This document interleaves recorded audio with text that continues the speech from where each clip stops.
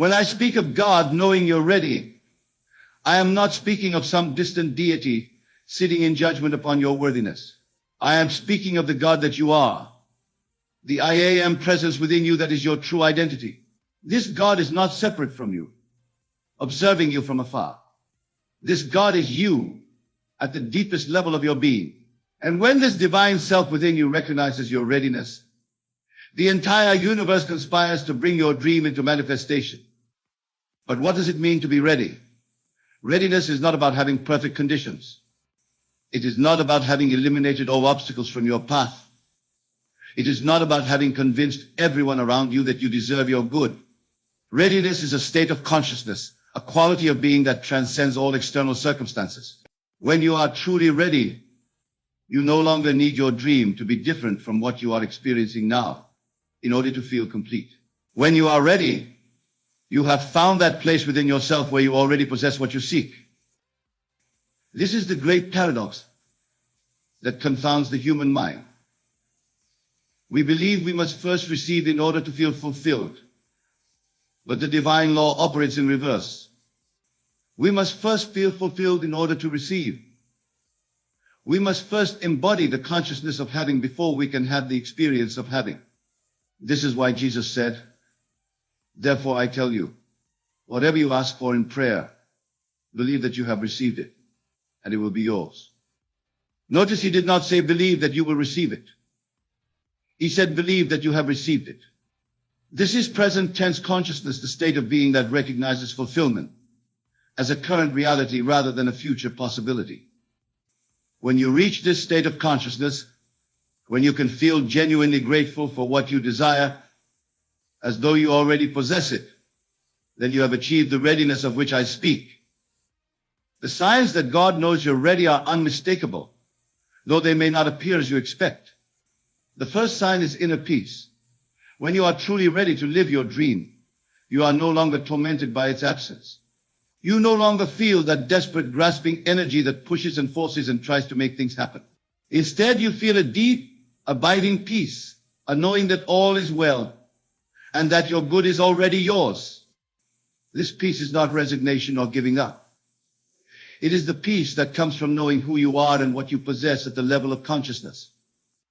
The second sign is the cessation of doubt. When you are ready, you no longer question whether your dream is possible. You no longer seek validation from others or look for external proof that your desire can be fulfilled. The knowing within you is so complete, so unwavering, that doubt cannot find a foothold in your consciousness. This is not positive thinking or mental affirmation. This is the deep conviction that comes from having touched the reality of your fulfilled desire in consciousness. The third sign is natural expectancy. When you are ready, you expect your good just as naturally as you expect the sun to rise each morning.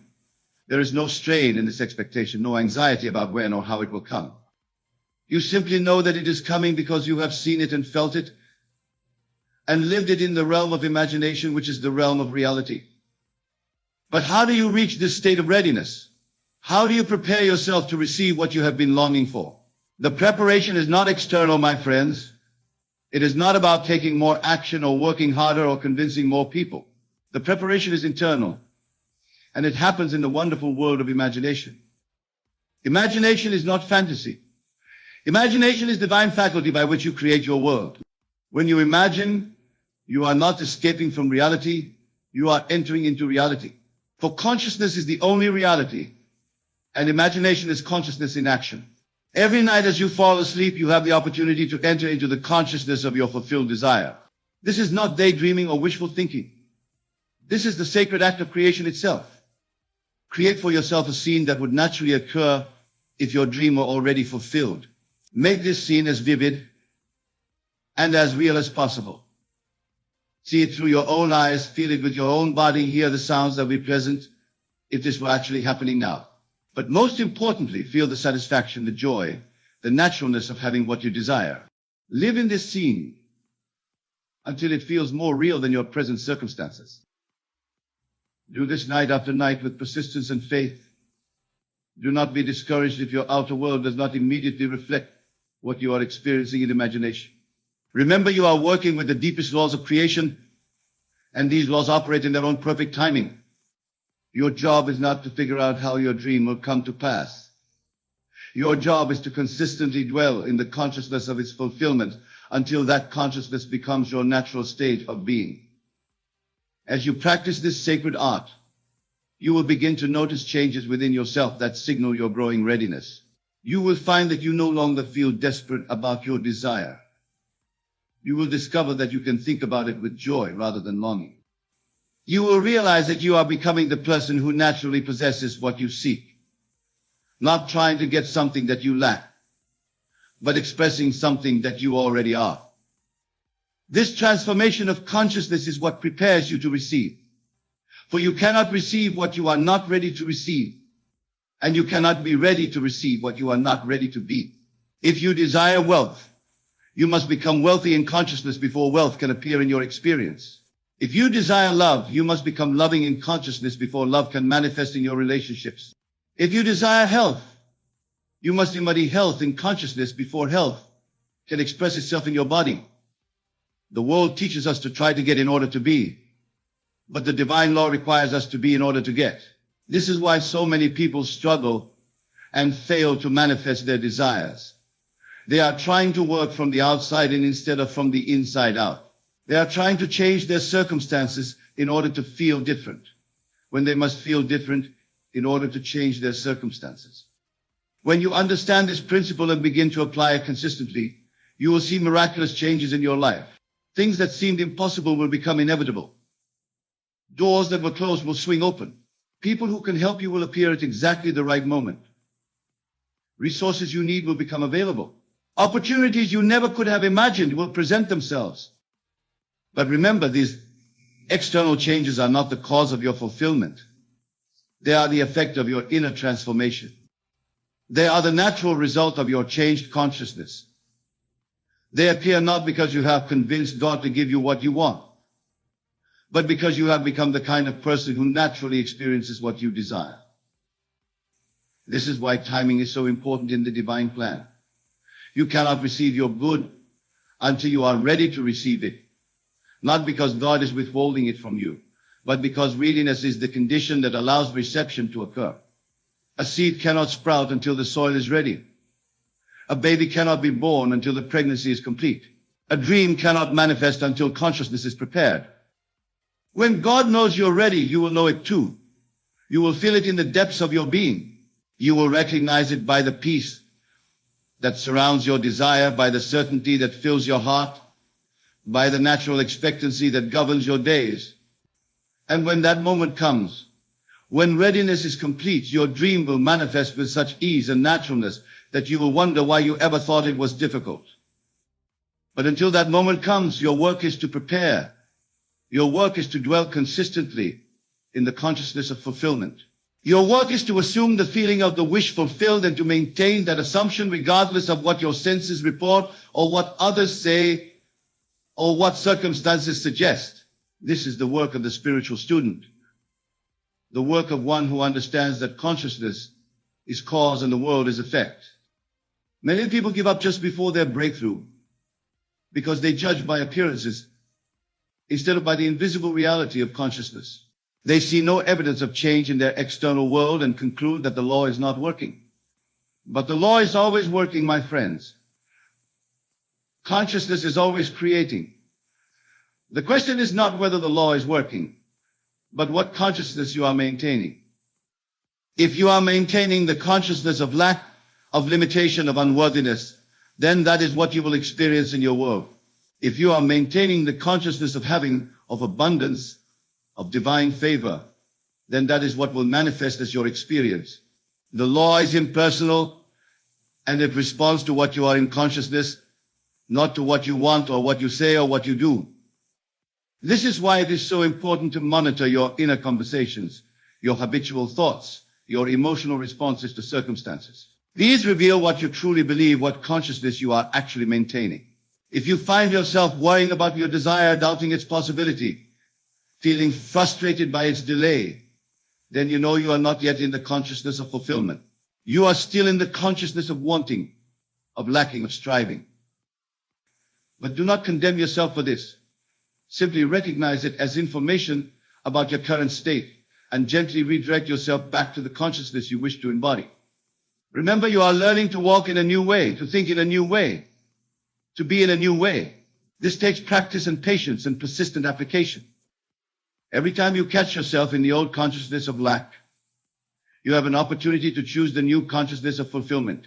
Every time you feel the familiar anxiety about your desire, you can return to the peace that comes from knowing it is already yours.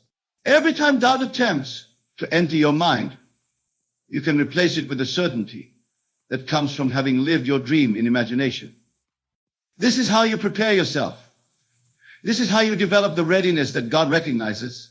This is how you align your consciousness with the reality of your fulfilled desire until there is no longer any separation between what you are in consciousness and what you experience in the world. And when that alignment is complete, when your inner reality and your outer reality are one, then you will see what I am speaking of tonight. You will see the miraculous power of consciousness to create and to transform and to manifest. You will see how perfectly the universe responds to your assumptions about yourself and your world.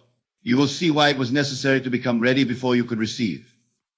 The waiting period, the preparation time, the season of apparent delay, all of this serves a divine purpose. It is during this time that you develop the consciousness that can sustain your dream once it manifests. It is during this time that you become the person who naturally lives at the level of your desire. It is during this time that you build the inner foundation that can support the outer expression of your fulfilled wish. Without this preparation, you might receive your dream only to lose it again because you were not ready to maintain it. How many people have won the lottery only to return to poverty because they had not developed wealth consciousness? How many have found love only to lose it because they had not developed love consciousness? How many have achieved success only to sabotage it because they had not developed success consciousness? But when you have truly prepared, when you have done the inner work of transformation, when you have become in consciousness what you desire to be in experience, then what comes to you will remain with you. It will be natural to you. It will be an expression of who you are rather than something foreign that you have acquired. This is the difference between getting and being, between having and possessing, between temporary manifestation and permanent transformation. When God knows you're ready, when your consciousness is prepared, what comes to you comes as a natural expression of your prepared state. It fits you perfectly because you have become the perfect fit for it. I want you to understand that readiness is not perfection. You do not need to become perfect before you can live your dream. You do not need to eliminate every negative thought or overcome every fear or resolve every issue from your past. Readiness is about reaching that point where your dominant consciousness, your habitual dwelling place, is aligned with your desire. You may still have moments of doubt, but doubt is no longer your home. You may still experience temporary fear, but fear is no longer your foundation. You may still encounter challenges, but challenges no longer define your sense of possibility. When you are ready, your consciousness has shifted to a new center of gravity, a new default position, a new normal way of being. From this new center, you naturally think from your fulfilled desire rather than toward it. You naturally feel grateful for what you have in consciousness rather than desperate for what you lack in experience. You naturally expect good things to happen because good things happening is consistent with who you know yourself to be. This shift in consciousness is what God recognizes as readiness. And when this shift is complete, when this new way of being has become stable and natural and effortless, then the external manifestation follows as surely as the shadow follows the form. But you must be patient with this process, my friends. You must trust the divine timing that governs all creation. You must remember that consciousness is always creating, even when you cannot see the evidence with your physical eyes. Every time you dwell in the feeling of your wish fulfilled, you are creating. Every time you assume the naturalness of having what you desire, you are building the consciousness that will manifest as your experience. The invisible work you do in consciousness is the most important work you will ever do, because it is the work that creates your world. Do not be discouraged by the apparent slowness of outer change. Do not be misled by the evidence of your senses. Do not be deterred by the opinions of others who cannot see what you see in the realm of imagination. Hold fast to your vision. Persist in your assumption. Remain faithful to the consciousness of fulfillment regardless of contradictory appearances. This is the test of spiritual maturity, the demonstration of your understanding of how creation actually works. And as you persist, as you remain faithful, as you continue to dwell in the consciousness of your fulfilled desire, you will notice subtle but significant changes beginning to occur. Your inner peace will deepen. Your certainty will strengthen. Your expectancy will become more natural and effortless. These are the signs that your consciousness is stabilizing in the new state, that readiness is developing, that the foundation is being laid for manifestation. You will also begin to notice changes in how others respond to you. People will sense something different about you, even if they cannot articulate it. They will be drawn to your peace, attracted to your confidence, influenced by your certainty. This is because consciousness is contagious, and as your consciousness changes, you naturally affect the consciousness of everyone you encounter. Opportunities will begin to appear that were not there before. Resources will become available that were previously hidden. Connections will be made that seemed impossible. This is not coincidence, my friends. This is the natural result of your changing consciousness, creating new possibilities in your world. But perhaps most importantly, you will discover that you no longer need your dream to manifest in order to feel complete. You will find that the joy, the satisfaction, the fulfillment you thought would come from having your desires already present within you as a result of dwelling in the consciousness of having it. This is the great secret that transforms everything. When you reach this point, when you discover that fulfillment is a state of consciousness rather than a set of circumstances, then you are truly ready to receive. Because now you are not trying to get something in order to feel complete. You are already complete. And your dream becomes a natural expression of your completeness, rather than a desperate attempt to fill a void. This is when God knows you're ready. This is when the universe recognizes that you have prepared a place in consciousness for your desire to dwell. This is when the invisible becomes visible, when the subjective becomes objective, when consciousness becomes experience. And when this moment arrives, when your dream finally manifests in your physical world, you will understand why the preparation was necessary. You will see how perfectly everything unfolded, how every delay served a purpose, how every challenge contributed to your readiness. You will recognize the divine intelligence that was orchestrating your transformation all along, preparing you not just to receive your dream, but to embody it fully and permanently. This is the promise I give you tonight. The assurance that rests upon the eternal foundation of spiritual law. Your dreams are not fantasies, they are prophecies. Your desires are not random. They are revelations of what is seeking to express through you. Your imagination is not escape. It is the very mechanism by which the infinite becomes finite, by which the possible becomes actual, by which God becomes man. Trust the process, my friends. Trust the law that never fails. Trust the consciousness you are developing through your faithful practice of living in the end. And most of all, trust that when you are truly ready, when your consciousness has been fully prepared, you will see this truth demonstrated in ways that will amaze and delight and confirm your understanding of the divine nature of creation itself. Until that moment comes, continue the work. Continue to imagine. Continue to assume. Continue to dwell in the feeling of the wish fulfilled. For this is how you prepare yourself. This is how you develop readiness. This is how you align yourself with the divine will that seeks nothing more than to express itself as your fulfilled desire, your answered prayer, your manifested dream. Let us begin this journey of self-discovery and empowerment. For in these principles lies the key to your freedom, your peace, and your ultimate power. Principle 1. The power of consciousness. The first and most fundamental principle we must grasp is that consciousness is the only reality. Everything you perceive, everything you experience, every circumstance in your life is but an outpicturing of your consciousness. The world you see is a mirror reflecting back to you your own mental states, your own assumptions about reality. Many of you may find this concept challenging to accept at first. You may argue, but Neville, I see a solid world around me. I feel it, I interact with it. Surely this is reality. To this I say, what you perceive as solid and real is nothing more than a shadow cast by the light of your conscience. Consider for a moment your dreams. When you're in a dream, does it not feel real? Do you not interact with people, touch objects, experience emotions? Yet when you awaken, you realize it was all a creation of your mind. I tell you now, what you call your waking life is no different. It is a dream, a grand collective dream, but a dream nonetheless.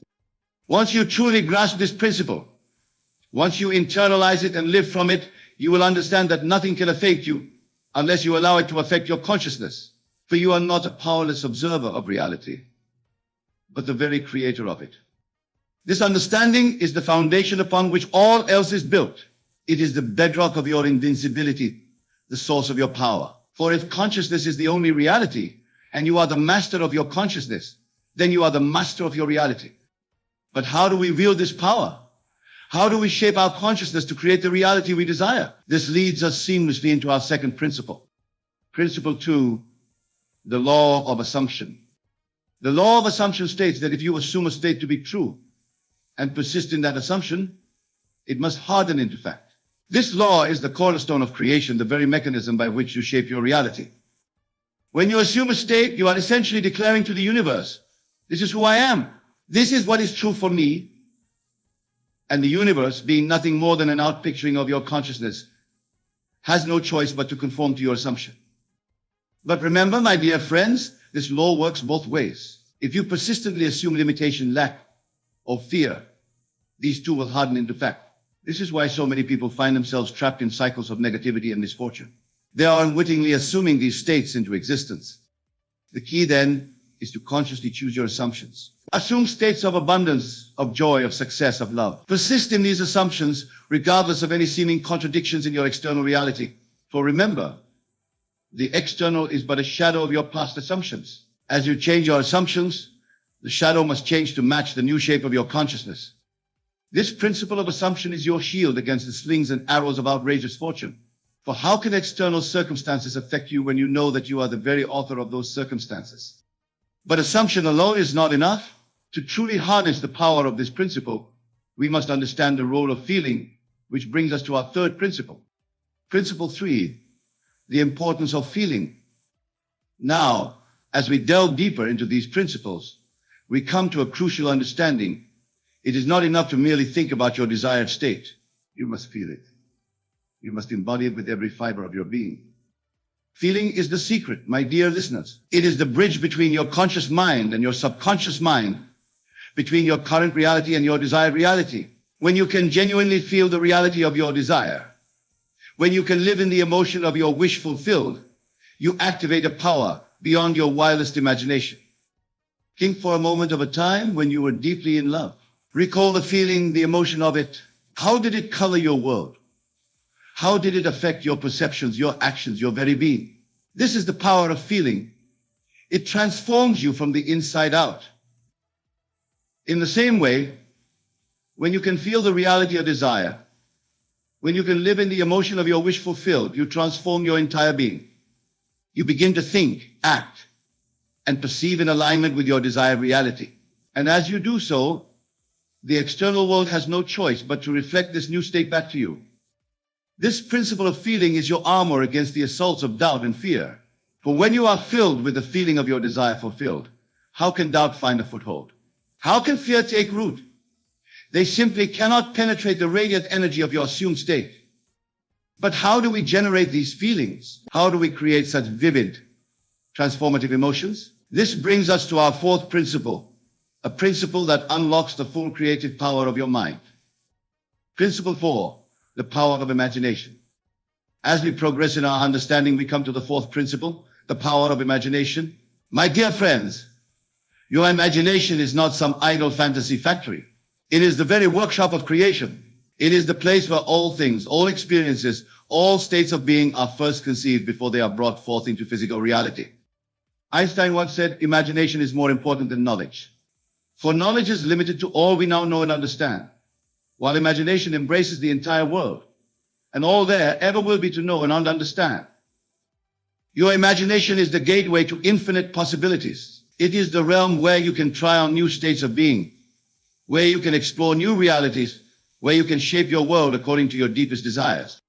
When you imagine, you are not merely daydreaming. You are engaging in the most profound act of creation. For remember, consciousness is the only reality, and your imagination is the tool by which you shape your consciousness. Imagine yourself as the person you wish to be. See yourself living the life you desire. Feel the emotions associated with your wish fulfilled. Do this vividly, do this often, and do this with a firm conviction that what you are imagining is not some far-off possibility, but a present reality.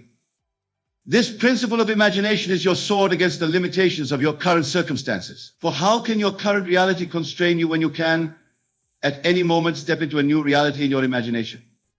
But what of the past? What of the memories and experiences that seem to contradict our desired state? This brings us to our fifth principle, a principle that grants you power over time itself. Principle 5, the art of revision. Now we come to a principle that many find particularly powerful, the art of revision. This principle teaches us that we can go back into our past and change it. Not in a physical sense, of course, but in our consciousness, which, as we've established, is the only reality. You might ask, but Neville, how can we change the past? Isn't it fixed? To this I say the past only exists in your memory. And memory is not fixed. It is fluid, constantly being rewritten by your present state of consciousness. When you revise a past event, you are not denying that it happened. Rather, you are choosing to remember it differently. You are rewriting the story in a way that serves your present and future. For example, if you had an argument with a loved one, instead of replaying the argument over and over in your mind, reinforcing the negative emotions associated with it, you can revise it. Imagine the conversation going differently. See yourself and the other person coming to a loving understanding. Feel the warmth and connection between you. As you do this, you are not merely engaging in wishful thinking. You are actually reshaping your consciousness. And as your consciousness changes, your present reality must change to reflect it. This principle of revision is your time machine. It allows you to go back and plant seeds of positivity in your past, seeds that will bear fruit in your present and future. Or how can past events affect you when you have the power to revise them at will? But as we reshape our past and imagine our future, we must be careful not to fall into the trap of attachment. This brings us to our sixth principle, a principle that teaches us the power of letting go. Principle 6, the law of detachment. As we delve deeper into these principles, we come to one that many find challenging, the law of detachment. This law states that to manifest your desires, you must release your attachment to them. This may seem counterintuitive. You might think, but Neville, if I want something badly, shouldn't I focus on it intensely? The answer, paradoxically, is no. For intense focus often comes from a place of lack, a place of not having. And remember, what you assume, you create. Instead, cultivate a state of detachment. This doesn't mean you don't care about your desires. Rather, it means you trust so completely in the law of assumption, in the power of your consciousness, that you can relax into the knowing that your desire is already yours. Think of it this way. When you order a meal at a restaurant, do you sit there fretting about whether it will come? Do you constantly ask the waiter where your food is? No, you relax. You engage in conversation. You enjoy the ambience. You know your meal is being prepared and will arrive at the perfect time. In the same way, once you have placed your order with the universe through your assumption and feeling, relax. Trust in the process. Know that what you have assumed must come to pass in its own perfect timing. This principle of detachment is your shield against anxiety and impatience. For how can you be anxious about the future when you know with absolute certainty that your desire is already yours? But detachment does not mean inaction. It does not mean we sit back and wait for our desires to manifest. This brings us to our seventh principle, a principle that teaches us the power of consistent action. Principle 7, the power of persistence. Now, my dear listeners, we come to a principle that is crucial for your success, the power of persistence. This principle teaches us that we must persist in our assumption, regardless of any seeming contradictions in our external reality. Remember the story of Joshua and the walls of Jericho. For 6 days, Joshua and his army marched around the city, blowing their trumpets with no visible result. But on the 7th day, when they gave a mighty shout, the walls came tumbling down. This story beautifully illustrates the principle of persistence. Joshua and his men didn't give up when they saw no immediate results. They persisted in their assumption, in their faith, until their desire manifested. In the same way, you must persist in your assumption of your desired state. Even when your senses deny it, even when the world seems to contradict it, you must hold fast to your assumption. For remember, what you see in the external world is always the result of past assumptions. It tells you where you've been, not where you're going. Persistence doesn't mean struggle or strain. It simply means a calm, unwavering faith in the reality of your assumption. It means choosing again and again to live from the state of your wish fulfilled, regardless of any seeming evidence to the contrary. This principle of persistence is your steadfast companion on the journey of manifestation. For how can temporary setbacks discourage you when you know that your persistent assumption must eventually bear fruit? But persistence must be balanced with rest. It must be coupled with a deep sense of peace and completion. This brings us to our eighth principle, a principle that teaches us the power of divine rest. Principle 8, the Sabbath. As we continue our exploration, we come to a principle that is often overlooked but is of utmost importance, the principle of the Sabbath. In this context, the Sabbath is not a specific day of the week, but rather a state of mind, a state of rest and completion. After you have assumed your desire, after you have felt it real, after you have persisted in your assumption, there comes a point where you must rest. This rest is not inaction, but rather a deep, abiding peace that comes from knowing your desire is already yours. In the biblical account of creation, God rested on the seventh day, not because he was tired, but because the work was complete. In the same way, you must come to a point where you can rest in the absolute knowing that your desire is manifested. This state of Sabbath is characterized by a profound sense of gratitude. You are grateful not for what you will receive, but for what you have already received. For in consciousness, in the only reality that truly matters, your desire is already yours. Entering this Sabbath state is crucial for manifestation. It is the final seal on your assumption, the period at the end of your relation to the universe. It is the state from which miracles naturally flow. This principle of the Sabbath is your oasis of peace in the journey of creation. For how can you be disturbed by external circumstances when you rest in the deep knowing that all is well, all is complete? But as we rest in this state of completion, we must also understand the dynamic nature of creation. We must grasp the reciprocal relationship between our inner and outer worlds. This brings us to our ninth principle, a principle that reveals the true nature of cause and effect. Principle 9, the law of reversibility. Now, my dear friends, we come to a principle that may challenge your current understanding of cause and effect, the law of reversibility. This law states that while a physical fact can be the cause of an imagination, it is equally true that an imagination can be the cause of a physical fact. In other words, while it's true that external circumstances can affect your mental state, it's equally true that your mental state can affect external circumstances. And since you have direct control over your mental state, you have indirect but very real control over your circumstances. For example, it's commonly believed that wealth brings a feeling of abundance. And this can certainly be true. But it's equally true that cultivating a feeling of abundance can bring wealth. The same is true for any state or circumstance you desire. This principle of reversibility puts the power back in your hands. Instead of waiting for circumstances to change so that you can feel better, you can feel better now, knowing that this feeling will inevitably lead to improved circumstances. Remember, the external world is but a shadow of your consciousness. Change your consciousness, and the shadow must change. This is not wishful thinking or self-deception. This is working with the fundamental laws of creation. This principle of reversibility is your key to freedom from external conditions. For how can circumstances control you when you know that you can reverse the flow, creating circumstances from your chosen mental state? But to truly harness the power of all these principles, to become truly invincible to external influences, we must understand one final, all-encompassing principle. This brings us to our 10th and most profound principle, the principle that underpins all of creation. Principle 10, the I am. And now, my dear listeners, we come to the 10th and most profound principle, the I am. This principle is the foundation upon which all the others rest. It is the ultimate truth of your being. I am is the name of God. And it is your name too, for you are not separate from God, but an individualized expression of the divine. When you say I am, you are invoking the creative power of the universe. Whatever follows I am in your consciousness becomes your reality. If you say I am weak, you invoke and embody weakness. If you say I am strong, you invoke and embody strength. This is not mere positive thinking. This is aligning yourself with the creative power of the universe.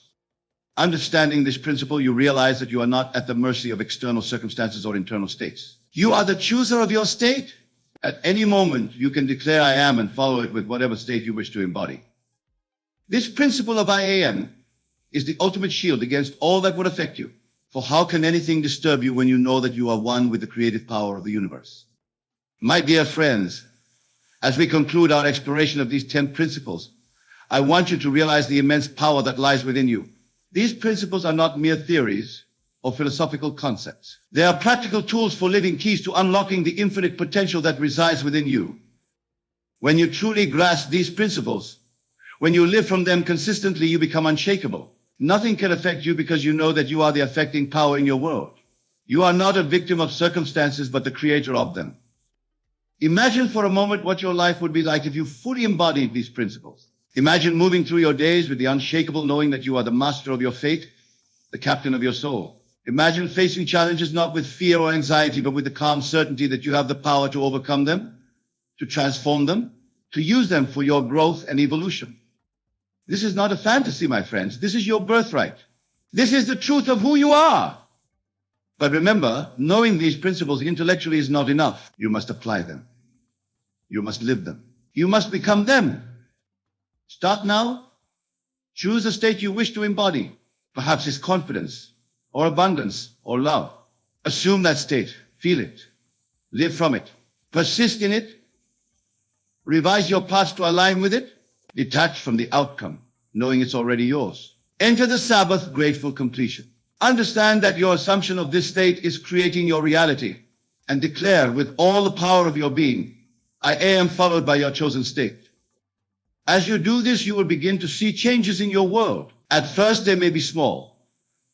A shift in how people respond to you, a fortunate coincidence, an unexpected opportunity. But as you persist, as you deepen your understanding and application of these principles, the changes will become more profound. Your entire life will begin to reshape itself to match your new state of consciousness. And through it all, you will remain unaffected by the storms of life. For you will know with unshakable certainty that you are the weather maker. You are the creator of your reality. My dear friends, this is the promise of these 10 principles. This is the power that lies within you. Embrace it, live it, become it, and watch as your world transforms before your very eyes. But let us delve even deeper into the practical application of these principles, for it is in their consistent application that true mastery is achieved. Consider your daily life. From the moment you wake up to the moment you fall asleep, you are constantly declaring your state of being. Every thought, every emotion, every reaction is a declaration of who you are. Are you declaring states of limitation and fear, or states of abundance and power? Begin to consciously choose your declarations. When you wake up in the morning, instead of immediately thinking about the challenges of the day ahead, declare, I am blessed. I am abundant. I am powerful. Feel the truth of these statements. Let them permeate your being. As you go about your day, be vigilant of your mental states. When you encounter a challenging situation, instead of reacting with anxiety or frustration, pause. Remember, this situation is but an outpicturing of your past assumptions. Then, consciously choose a new assumption. Declare, I am capable of handling this with ease and grace. Practice the art of revision throughout your day. If you have an unpleasant interaction with someone, don't let it linger in your consciousness. As soon as possible, close your eyes and revise the scene. See it playing out harmoniously. Feel the emotions of a pleasant, fulfilling interaction. This is not denial, this is conscious creation. Use your imagination constantly. Before important events or meetings, take a few moments to imagine them unfolding perfectly. See yourself speaking with confidence, being received warmly, achieving your desired outcomes. Feel the satisfaction and joy of these successful scenarios. Cultivate the state of the Sabbath. At the end of each day, before you sleep, enter a state of deep gratitude and completion. Regardless of what transpired during the day, choose to rest in the knowing that all is well. All is unfolding perfectly for your highest good. Practice detachment by focusing on the joy of the journey rather than the attainment of specific outcomes. Find pleasure in the process of growth and transformation. Trust that as you align yourself with these principles, your external reality must conform to your new state of consciousness. Remember the law of reversibility. If you find yourself in undesirable circumstances, instead of waiting for them to change so you can feel better, choose to feel better now. Assume the feeling of your wish fulfilled, knowing that this feeling will inevitably bring about the circumstances you desire.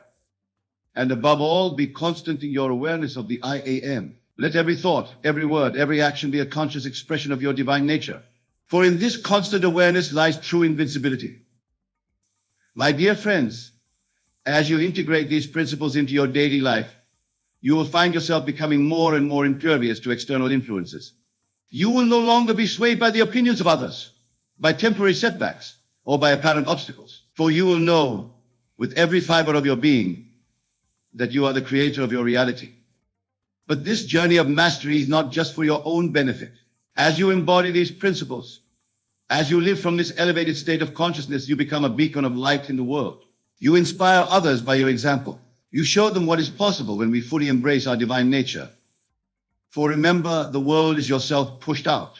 As you transform your own consciousness, you contribute to the transformation of the entire world. Every assumption of a higher state, every act of revision, every moment of Sabbath rest ripples out into the collective consciousness, elevating all of humanity.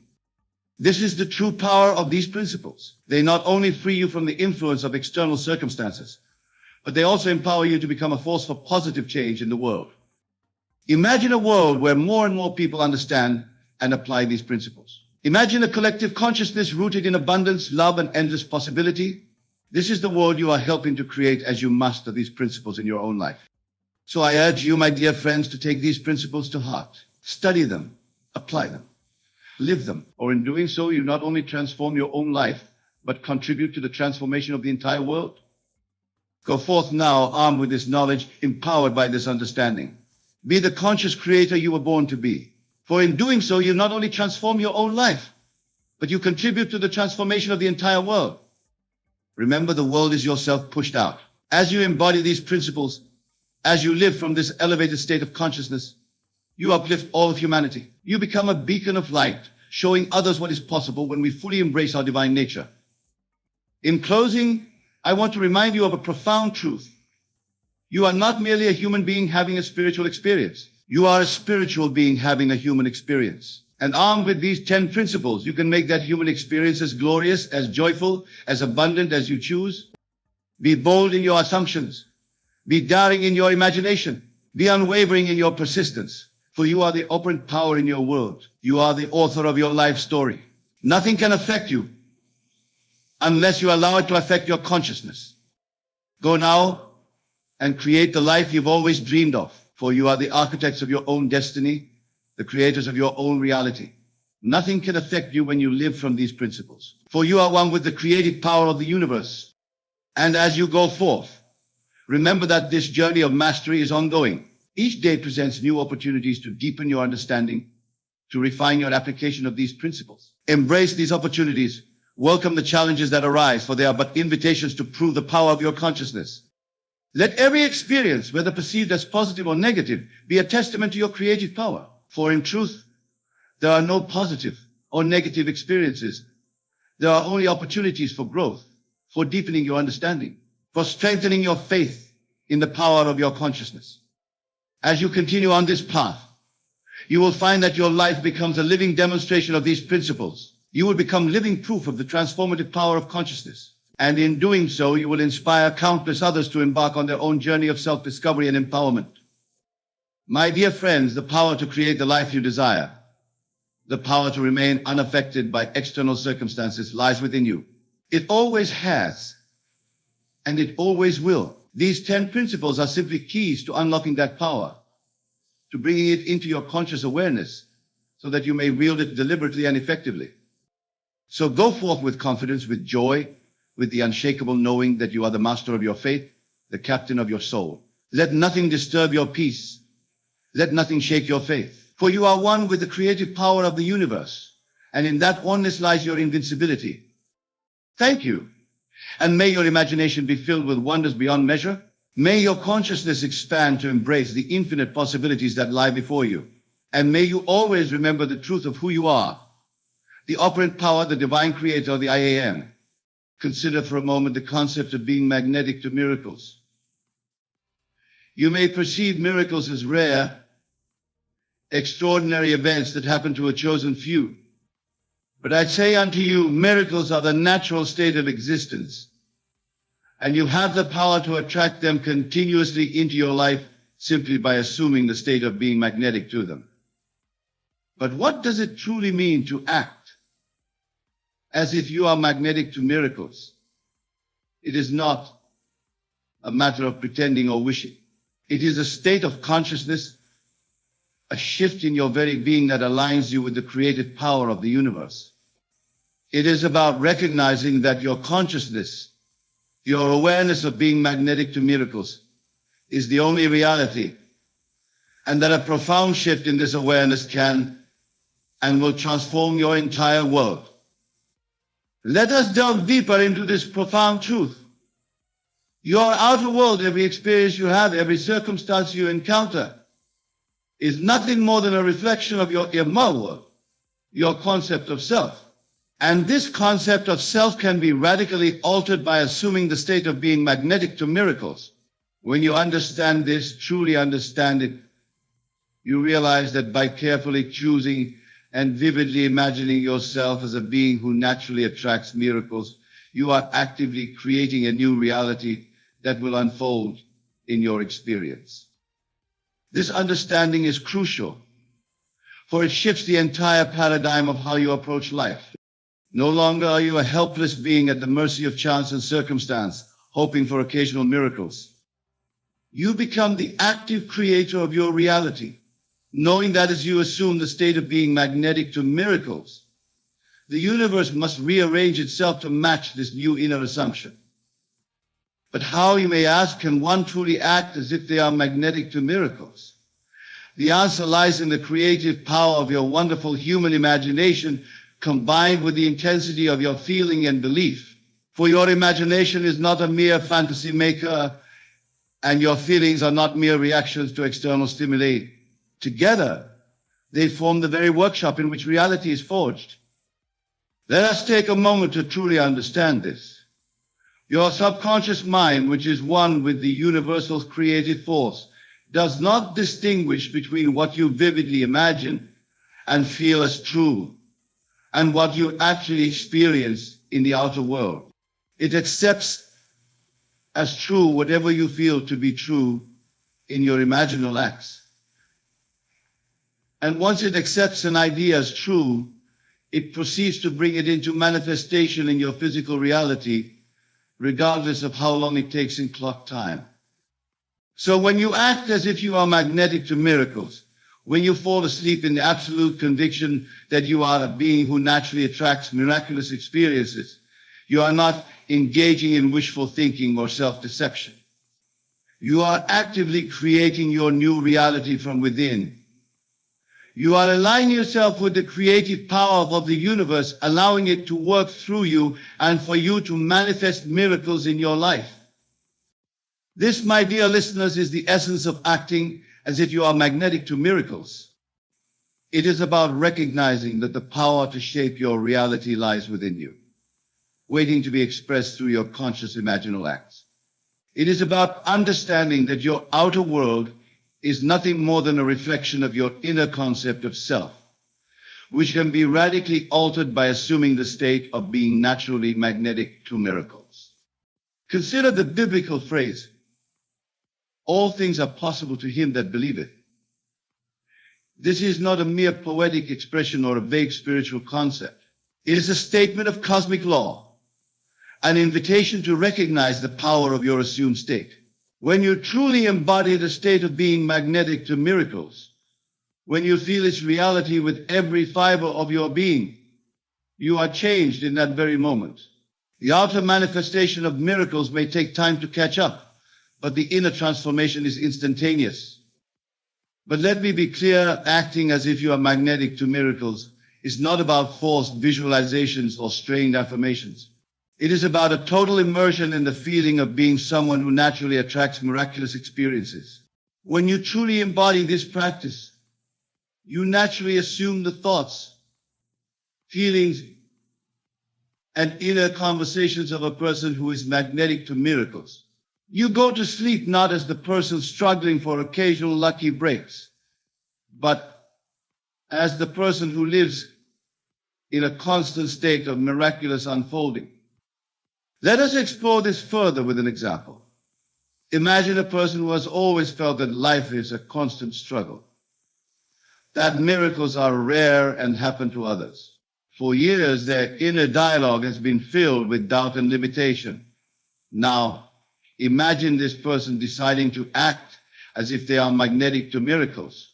As they lie in bed, They immerse themselves in the feeling of being someone who naturally attracts miraculous experiences. They feel the joy, the wonder, the gratitude of someone whose life is filled with constant miracles. They allow this feeling to permeate every cell of their being. They fall asleep in this state, carrying it into their dreams. When they awaken, something has shifted. They may not see immediate external changes, but internally, they are no longer the same person. They have experienced the reality of being magnetic to miracles, and this new self-concept begins to reshape their outer world. In the days and weeks that follow, they find themselves naturally acting with more openness and expectancy. They notice synchronicities where they would have previously seen mere coincidences. They pursue opportunities they would have once thought beyond their reach. And as they do so, their outer world begins to reflect this new inner state. Miraculous occurrences start to happen more frequently. Unexpected solutions appear. Their entire life begins to transform, all stemming from acting as if they are magnetic to miracles. This principle applies to every aspect of your life. Whether you desire miracles in your career, relationships, health, or any other area, the key is to assume the state of being magnetic to miracles in all areas. Feel the reality of being someone whose life is filled with constant miraculous unfoldings. Fall asleep in that state, knowing that as you do so, you are planting a seed in the fertile soil of your subconscious mind that must grow into your outer reality. Now, I can hear some of you thinking, but Neville, can simply acting as if I'm magnetic to miracles really make such a difference? Surely miracles are rare and beyond our control. And to this I say, miracles are as common or as rare as you assume them to be. In the realm of consciousness, where all creation takes place, there is only the eternal now. Acting as if you are magnetic to miracles can indeed reshape your entire future, for it plants a seed of a new self-concept that will inevitably grow into manifestation. Remember, the outer world is dead. It has no life of its own. It is your consciousness, your concept of self, that gives life to your experiences.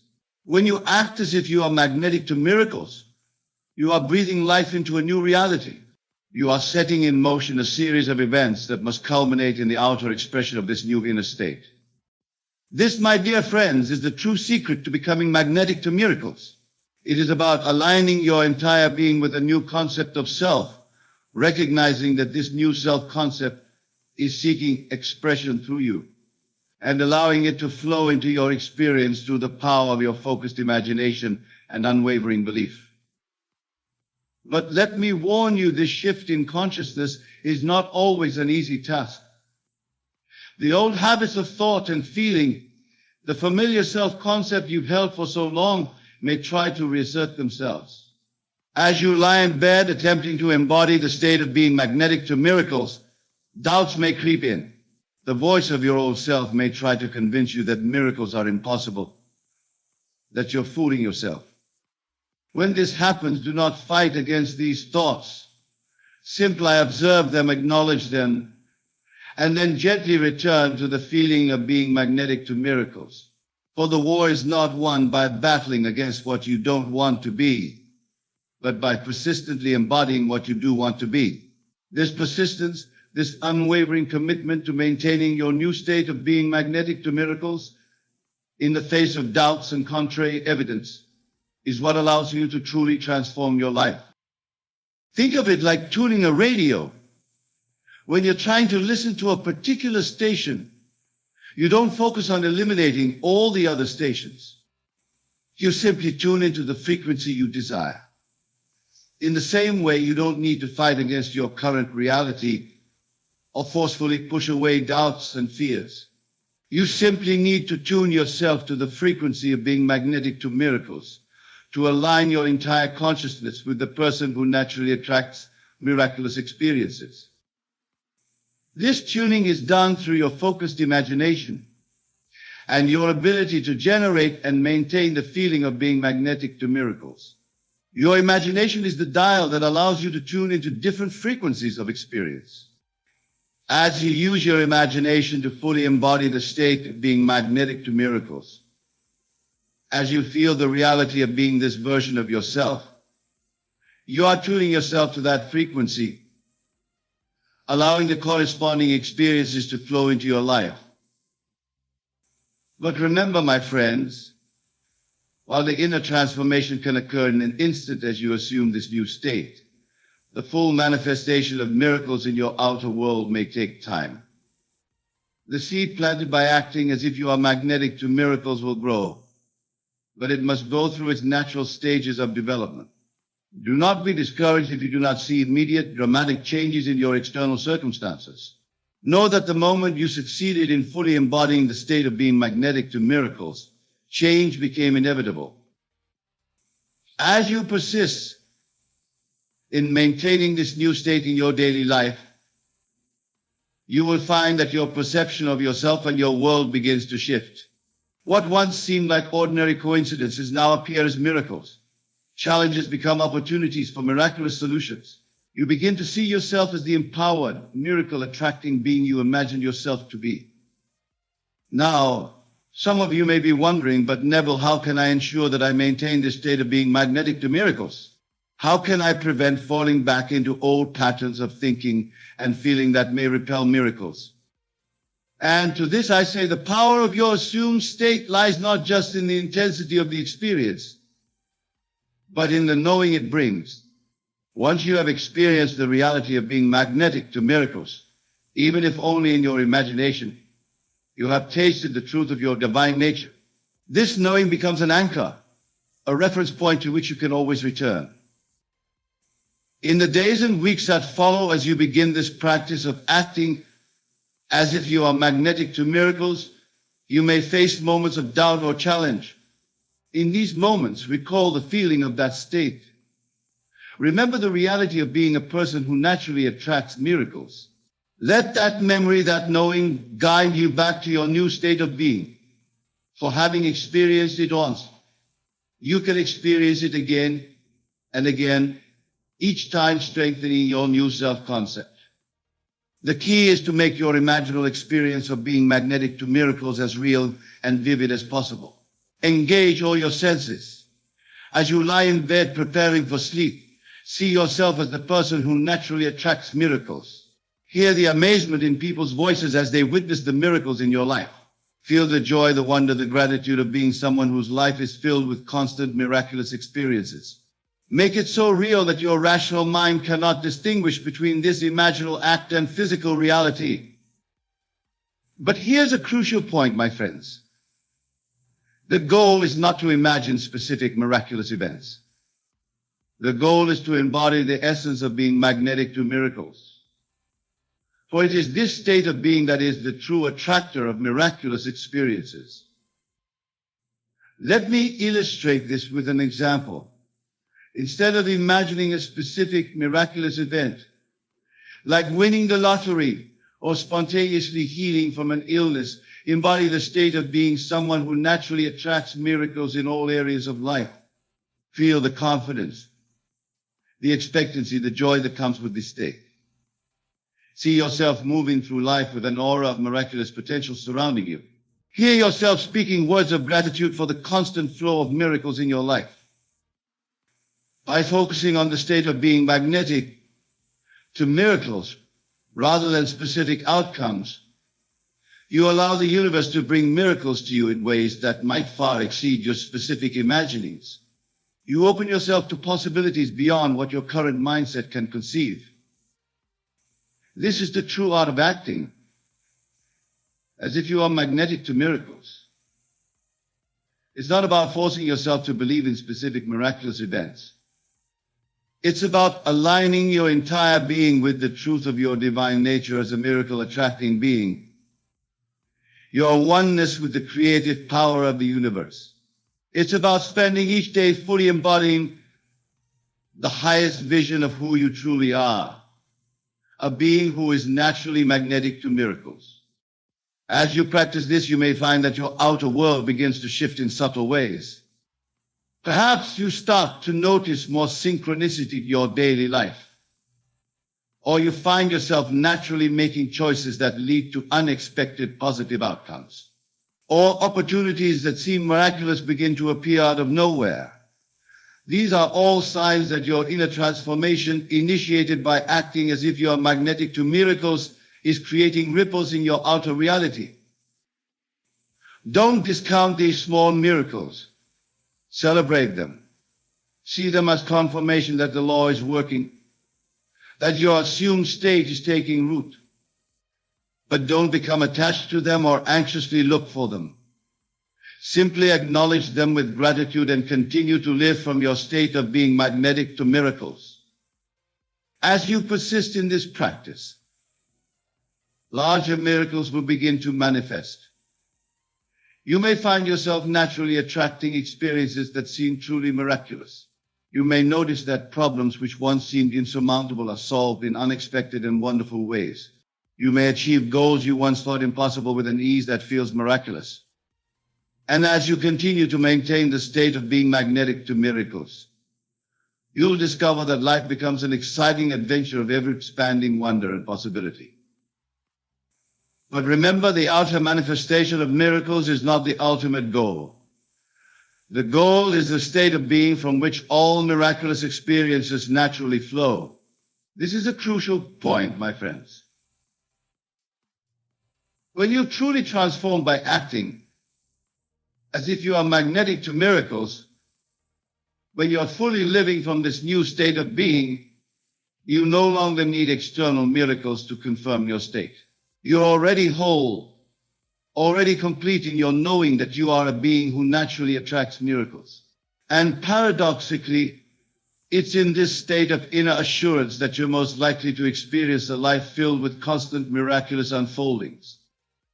Now, some of you might be thinking, but Neville, what about action? Don't we need to do things in the physical world to bring about miracles? And to this I say, yes, action is part of the process. But it's inspired action, not anxious doing. When you're living from the state of being magnetic to miracles, ideas and opportunities will naturally present themselves to you. You'll feel inspired to take certain actions to move in certain directions. These actions won't feel like struggle or effort. They'll feel natural, joyful, almost effortless.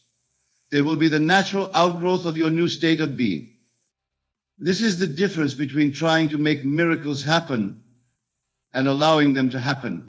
When you're trying to force miracles, actions feel stressful, born out of fear and doubt. When you're truly embodying the state of being magnetic to miracles, actions flow naturally from your aligned state, guided by an inner wisdom that knows exactly how to bring about the manifestation of miracles in your life. Consider the example of a flower blooming. A flower doesn't strain to open its petals. It doesn't force itself to grow. It simply unfolds naturally, expressing its innate beauty. You, my dear listeners, are no different. When you act as if you are magnetic to miracles, you allow your life to unfold naturally and beautifully, expressing the infinite potential for miracles that is your birthright. But let me be clear, this state of allowing miracles is not passive. It requires an active use of your imagination, a deliberate and focused embodiment of the state of being magnetic to miracles. It requires faith, not blind faith in external forces, but faith in the creative power of your consciousness and your ability to attract miracles to your assumed state. This faith is not about believing that miracles will come someday in the future.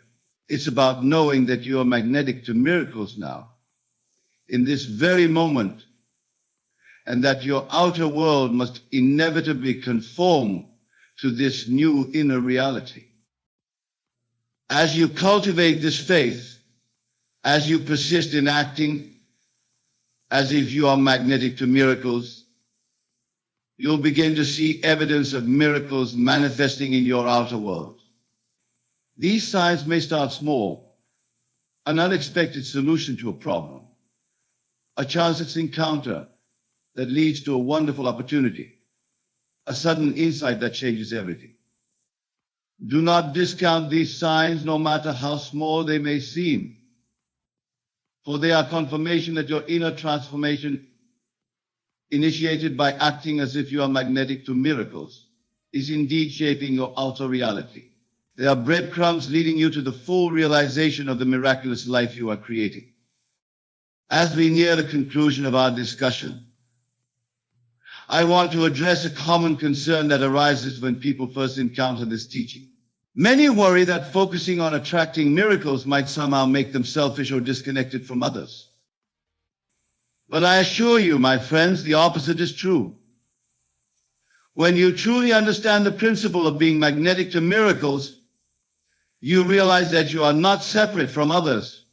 As you elevate your own consciousness through your assumed state, you are elevating the consciousness of all. Your personal miracles, far from disconnecting you from others, actually expand the field of possibilities for all. Moreover, when you are coming from a place of being magnetic to miracles, you naturally have more to give to others. You become a beacon of possibility, a living example of the power of consciousness to reshape reality. Your miracles create a ripple effect, touching the lives of everyone you encounter with your newfound energy, wonder, and joy. This is the true gift of acting as if you are magnetic to miracles. It's not just about improving your individual circumstances, although that will happen. It's about aligning yourself with the fundamental nature of the universe, which is boundless potential and perpetual creation. It's about recognizing your own divine nature and allowing it to express itself fully through you. In this state of alignment, of living from the state of being magnetic to miracles, you become a channel for the most beautiful expressions of life. Ideas flow to you effortlessly. Opportunities present themselves naturally. The right people and circumstances appear in your life at the perfect time. This is the magic of living from your transformed state of being. But remember, this magic is not something external to you. It's not some cosmic force that you need to appease or manipulate. It is the natural expression of your own consciousness when it's aligned with the truth of your being. You are the power. You are the magic. You are the one who has transformed yourself by acting as if you are magnetic to miracles. As we draw our time together to a close, I want to leave you with a final thought. The principle we've explored tonight, ACT as if you are magnetic to your miracles, is not just a technique for attracting good fortune. It's about recognizing your true nature as a divine, creative being. It's about aligning your entire being with the fundamental truth of who you are and allowing your grandest expression to flow through you. So, my dear friends, as you leave here tonight, I urge you to embrace this principle with all your heart. Don't see it as a technique to be applied occasionally, but as a way of life to be lived continuously. Use your mighty imagination to immerse yourself fully in the state of being magnetic to miracles. Feel the naturalness of being the miracle attracting being you truly are.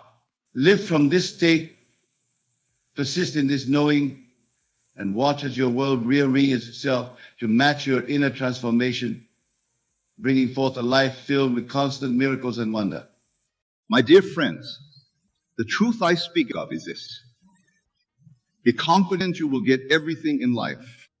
Now you may be thinking, how can I be confident of getting everything when my current reality seems so far from my desires? This, my dear friends, is precisely where we must begin our journey of understanding. For the world you see around you is nothing more than the outpicturing of your own consciousness. It is the fruit of your past assumptions, beliefs, and imaginal acts. But here's the wonderful news. Just as your current reality is the result of your past thinking, your future reality can be shaped by your present imagination. You have within you the power to create any reality you desire. This power is your own wonderful human imagination. And it is God in action within you. Let us delve deeper into this profound truth. The Bible tells us in the beginning was the Word, and the Word was with God, and the Word was God. What is this word? It is not mere letters on a page or sounds from your lips. The word is your inner conversation, your assumptions about yourself and the world around you.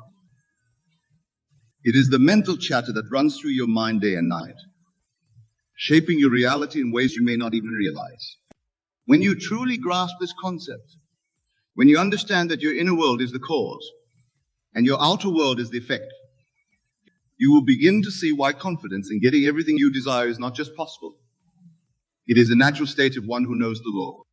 But let me be clear. This confidence is not the brash arrogance of the ego. It is not a loud proclamation to the world of what you will achieve. No, the confidence I speak of is a quiet, unshakable knowing, is the calm assurance of a farmer who has planted his seeds and knows that the harvest will come in due season. This confidence comes from understanding the immutable law of assumption. This law states that if you assume a thing to be true and persist in that assumption, it must become a fact in your external world. It does not matter what your current circumstances are, what others may say, or what past experiences you've had. The law is absolute and works with mathematical precision. Now, some of you may be thinking, but Neville, I've tried positive thinking before and it didn't work. My dear friends, positive thinking alone is not enough. You must go beyond mere surface level affirmations and embody the state of having your desire fulfilled. You must live from the end. What do I mean by living from the end? It means that instead of looking at your current reality and trying to figure out how to get what you want, you imagine that you already have it. You step into the feeling of the wish fulfilled. You create a scene in your imagination that implies your desire has already been realized. And you dwell in that scene until it feels natural and real to you. Let me give you an example. Suppose you desire financial abundance. Instead of constantly worrying about your bills or focusing on your lack, you would create a scene in your imagination where you are living the life of abundance. Perhaps you imagine yourself looking at a bank statement with a substantial balance, or you feel the joy and relief of easily paying all your bills with money to spare. You would enter into this scene with all your senses, making it as vivid and real as possible. Here's the key. You don't just do this once and forget about it. You return to this scene again and again, especially as you fall asleep at night. You make it your new inner conversation. Instead of telling yourself, I'm always broke or I can never get ahead, you consistently assume the feeling of financial abundance. You live as though it is already true. This, my friends, is the art of confident assumption.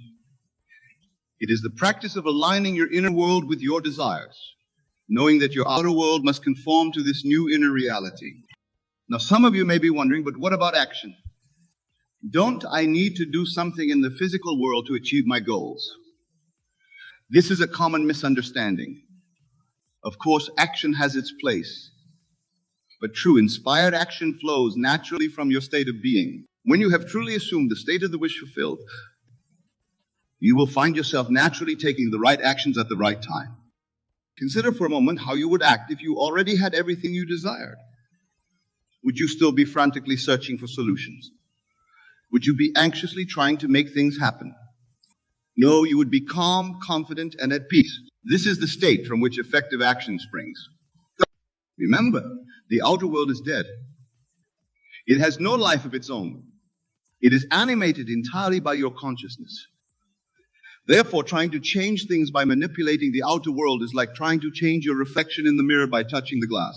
The only way to change your reflection is to change yourself. And the mirror will faithfully reflect that change.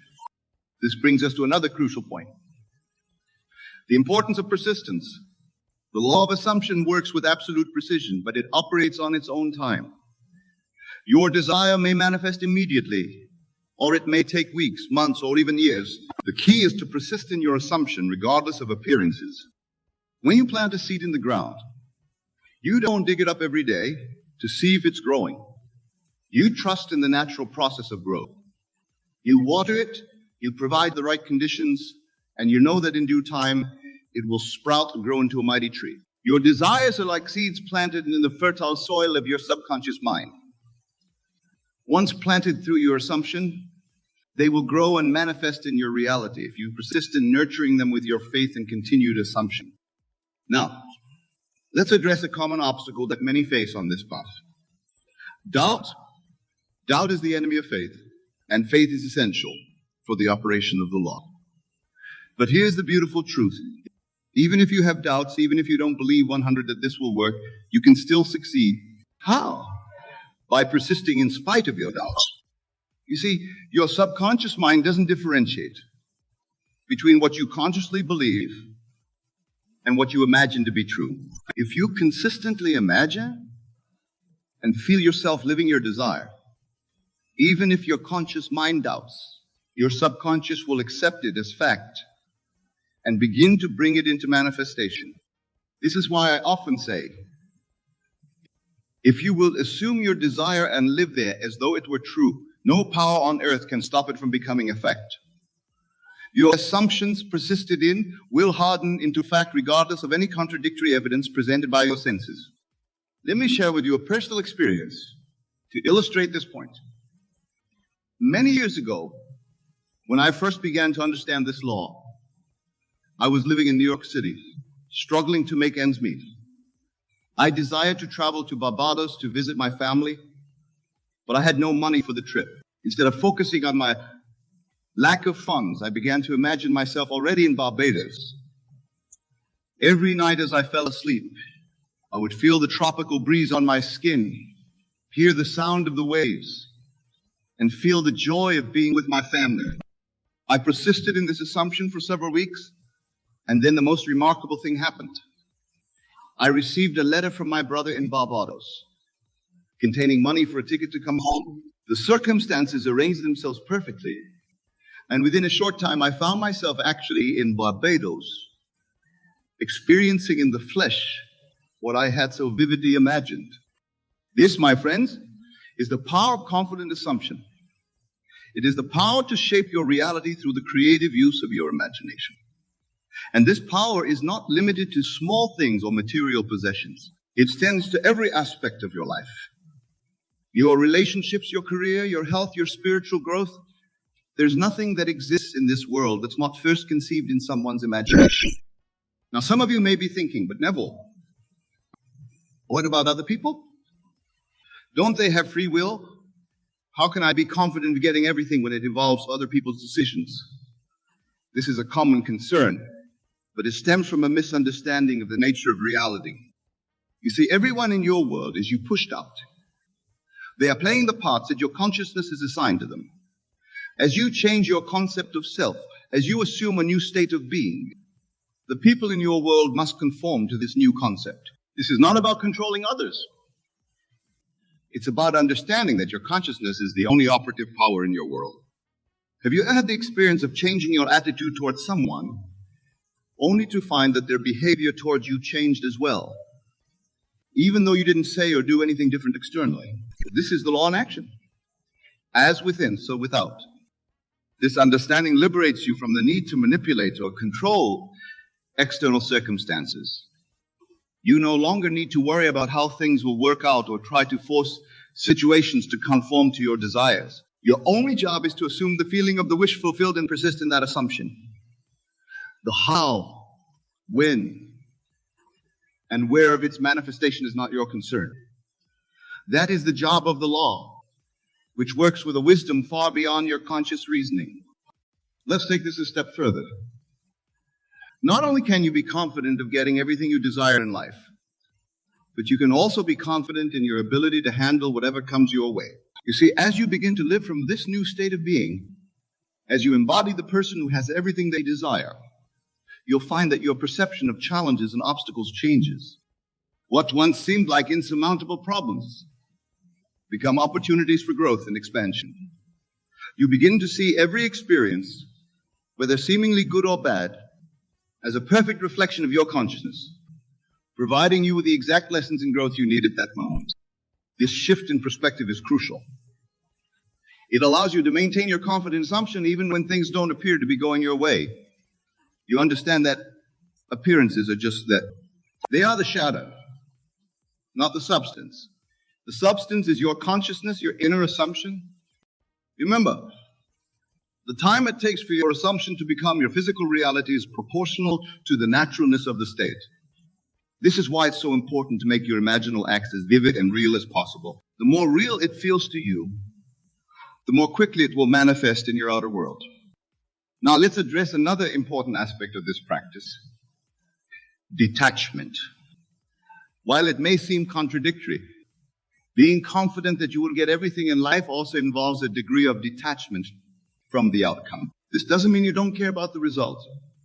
Rather, it means that you trust in the law so completely that you don't feel the need to constantly check for signs of its working. Think about it this way. When you order something online, you don't spend every moment wondering if it will arrive. You place the order and then you go about your life confident that it will be delivered. This is the kind of detachment I'm talking about. You place your order with the universe through your assumption, and then you relax, knowing it must come to pass. This detachment also allows you to stay open to the infinite wisdom of your subconscious mind. Sometimes, what manifests may be even better than what you initially imagined. By staying detached from the specific form of your desire, you allow the law to work in ways that may surprise and delight you. Now, I want to address something that many of you may be grappling with: the concept of worthiness. Some of you may be thinking, but Neville, how can I be confident of getting everything when I don't feel worthy? My dear friends, listen closely to this truth. You are already worthy. Your worthiness is not something you need to earn or prove. It is your birthright as a child of God. The feeling of unworthiness is simply a state, an assumption you have accepted about yourself. And like any state, it can be changed. How? By assuming a new state of worthiness, by living from the end as a person who knows their infinite worth and value. Remember, you are not a mere mortal trying to appease some external deity. You are God in action, the operant power in your world. The Bible tells us, I and my Father are one. This is not blasphemy. It is the highest truth. When you truly understand and embody this truth, confidence in getting everything you desire becomes your natural state of being. Now let's talk about the role of gratitude in this process. Gratitude is not just a nice sentiment. It is a powerful creative force. When you are grateful for what you have, even before it manifests in your physical reality, you are aligning yourself with the frequency of abundance. You are telling the universe, yes, I'm ready to receive more. But here's the key. Your gratitude must be genuine. It's not about pretending to be grateful for things you don't really appreciate. It's about finding genuine reasons to be thankful even in your current circumstances. As you cultivate this attitude of gratitude, you'll find that more and more things come into your life for which to be grateful. This brings us to another important point. The power of your words. The Bible says death and life are in the power of the tongue. Your words are a direct reflection of your assumptions. They are declarations to the universe of what you believe to be true. Therefore, be mindful of your speech. Speak as though you already have everything you desire. Let your words reflect the state of the wish fulfilled. For instance, instead of saying, I hope to be successful someday, say, I am successful. Instead of saying, I wish I had more money, say, I am abundantly prosperous. Your words should always align with your desired state, not your current circumstances. Now, some of you may be wondering about the role of emotions in this process. Emotions are incredibly powerful. They are the fuel that gives life to your imaginal acts. When you combine vivid imagination with strong, positive emotion, you create an irresistible force that must manifest in your reality. However, it's important to understand that the emotion you're aiming for is not excitement or anticipation.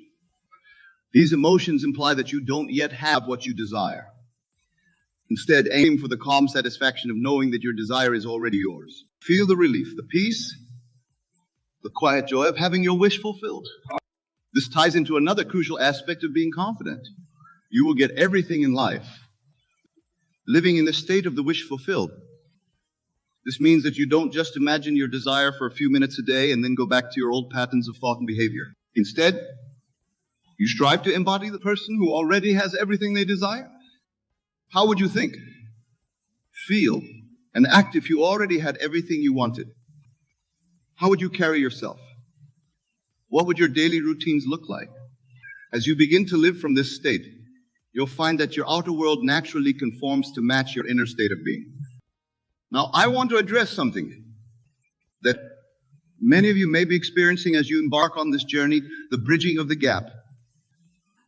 This is the period between when you start assuming your new state and when it fully manifests in your physical reality. This can often be a challenging time, as your senses may be telling you one thing while you're trying to assume another. During this time, it's crucial to remember that your senses only show you the effects of your past assumptions. They do not dictate your future. Your job during this bridging period is to persist in your new assumption, regardless of what your senses are telling you. This is where your faith is tested and strengthened. Think of it like this. When you decide to get in shape, you don't see results immediately. There's a period where you're putting in the work at the gym, eating right, but your body hasn't visibly changed yet.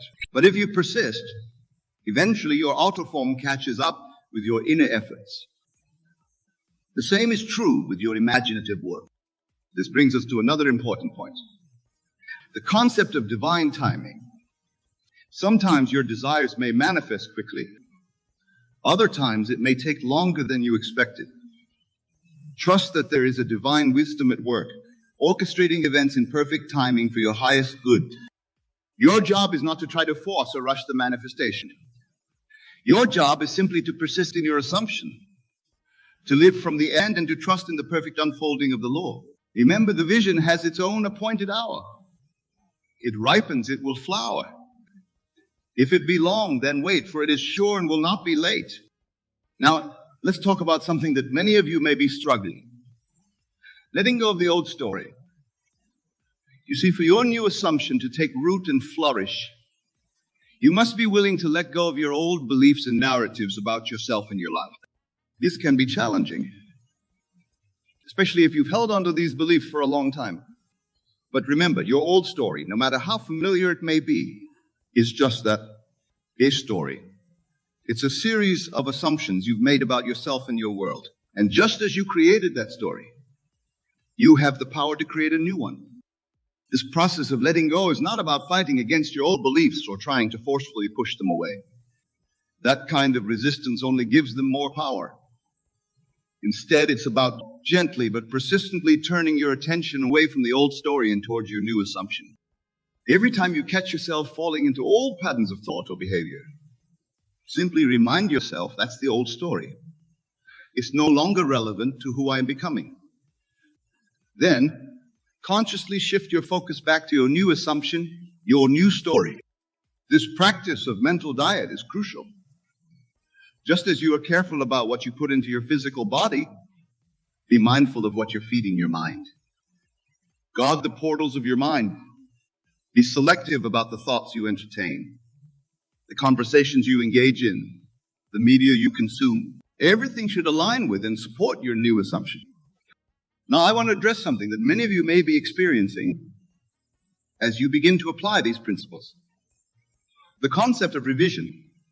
Revision is a powerful technique that allows you to rewrite your past and shape your present and future. The idea is simple yet profound.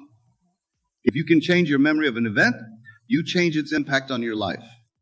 You see, your past only exists in your memory. And memory, like imagination, is a function of consciousness. Therefore, you have the power to revise your memories, to reimagine past events in a way that serves your present desires and future goals. This doesn't mean denying what happened. It means reinterpreting events in a way that empowers you rather than limits you. For instance, if you have a memory of failure or rejection that's holding you back, you can revise that memory. Reimagine the scene with a different outcome. See yourself succeeding, being accepted, thriving.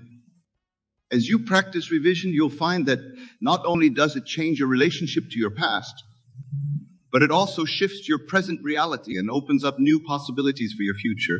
This is because you're literally rewriting the story of your life. And as we've established, your story shapes your reality. Now let's talk about the importance of persistence.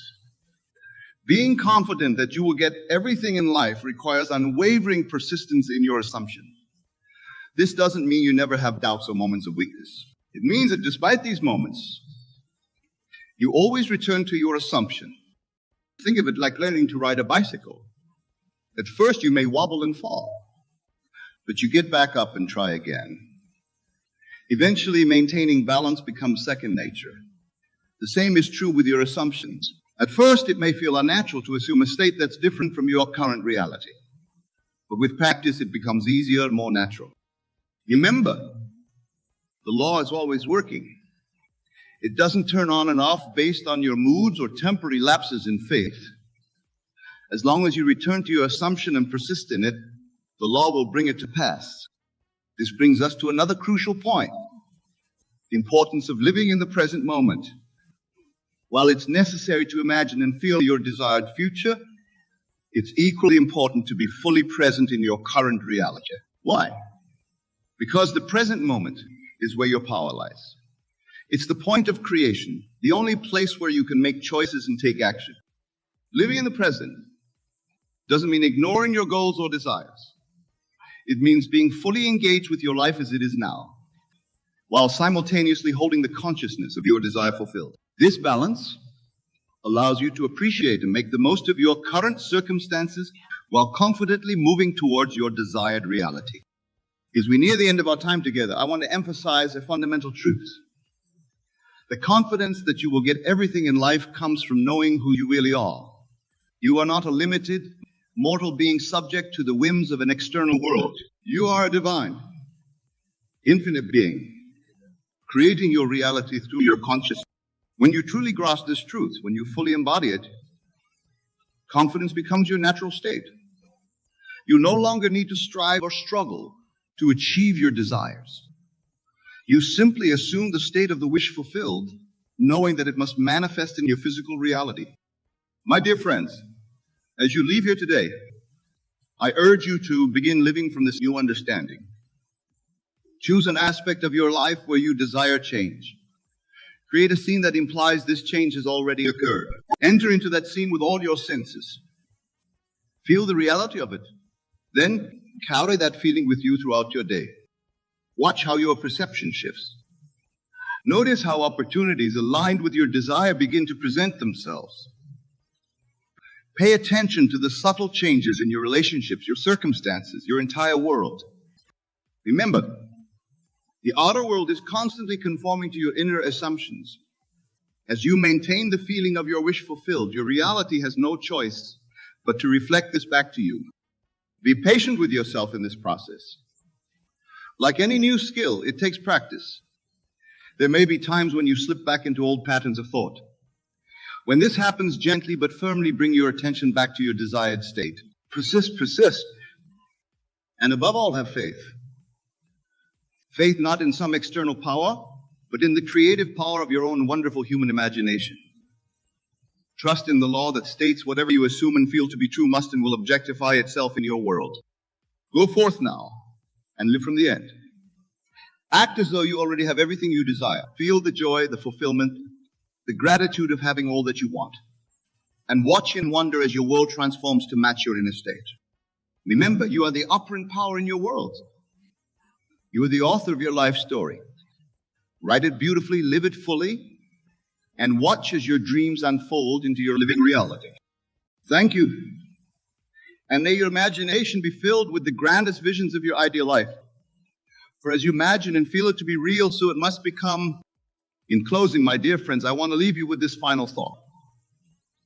The journey you're embarking on, the journey of conscious creation, is the most important work you will ever do. It is nothing less than the discovery and expression of your true divine nature.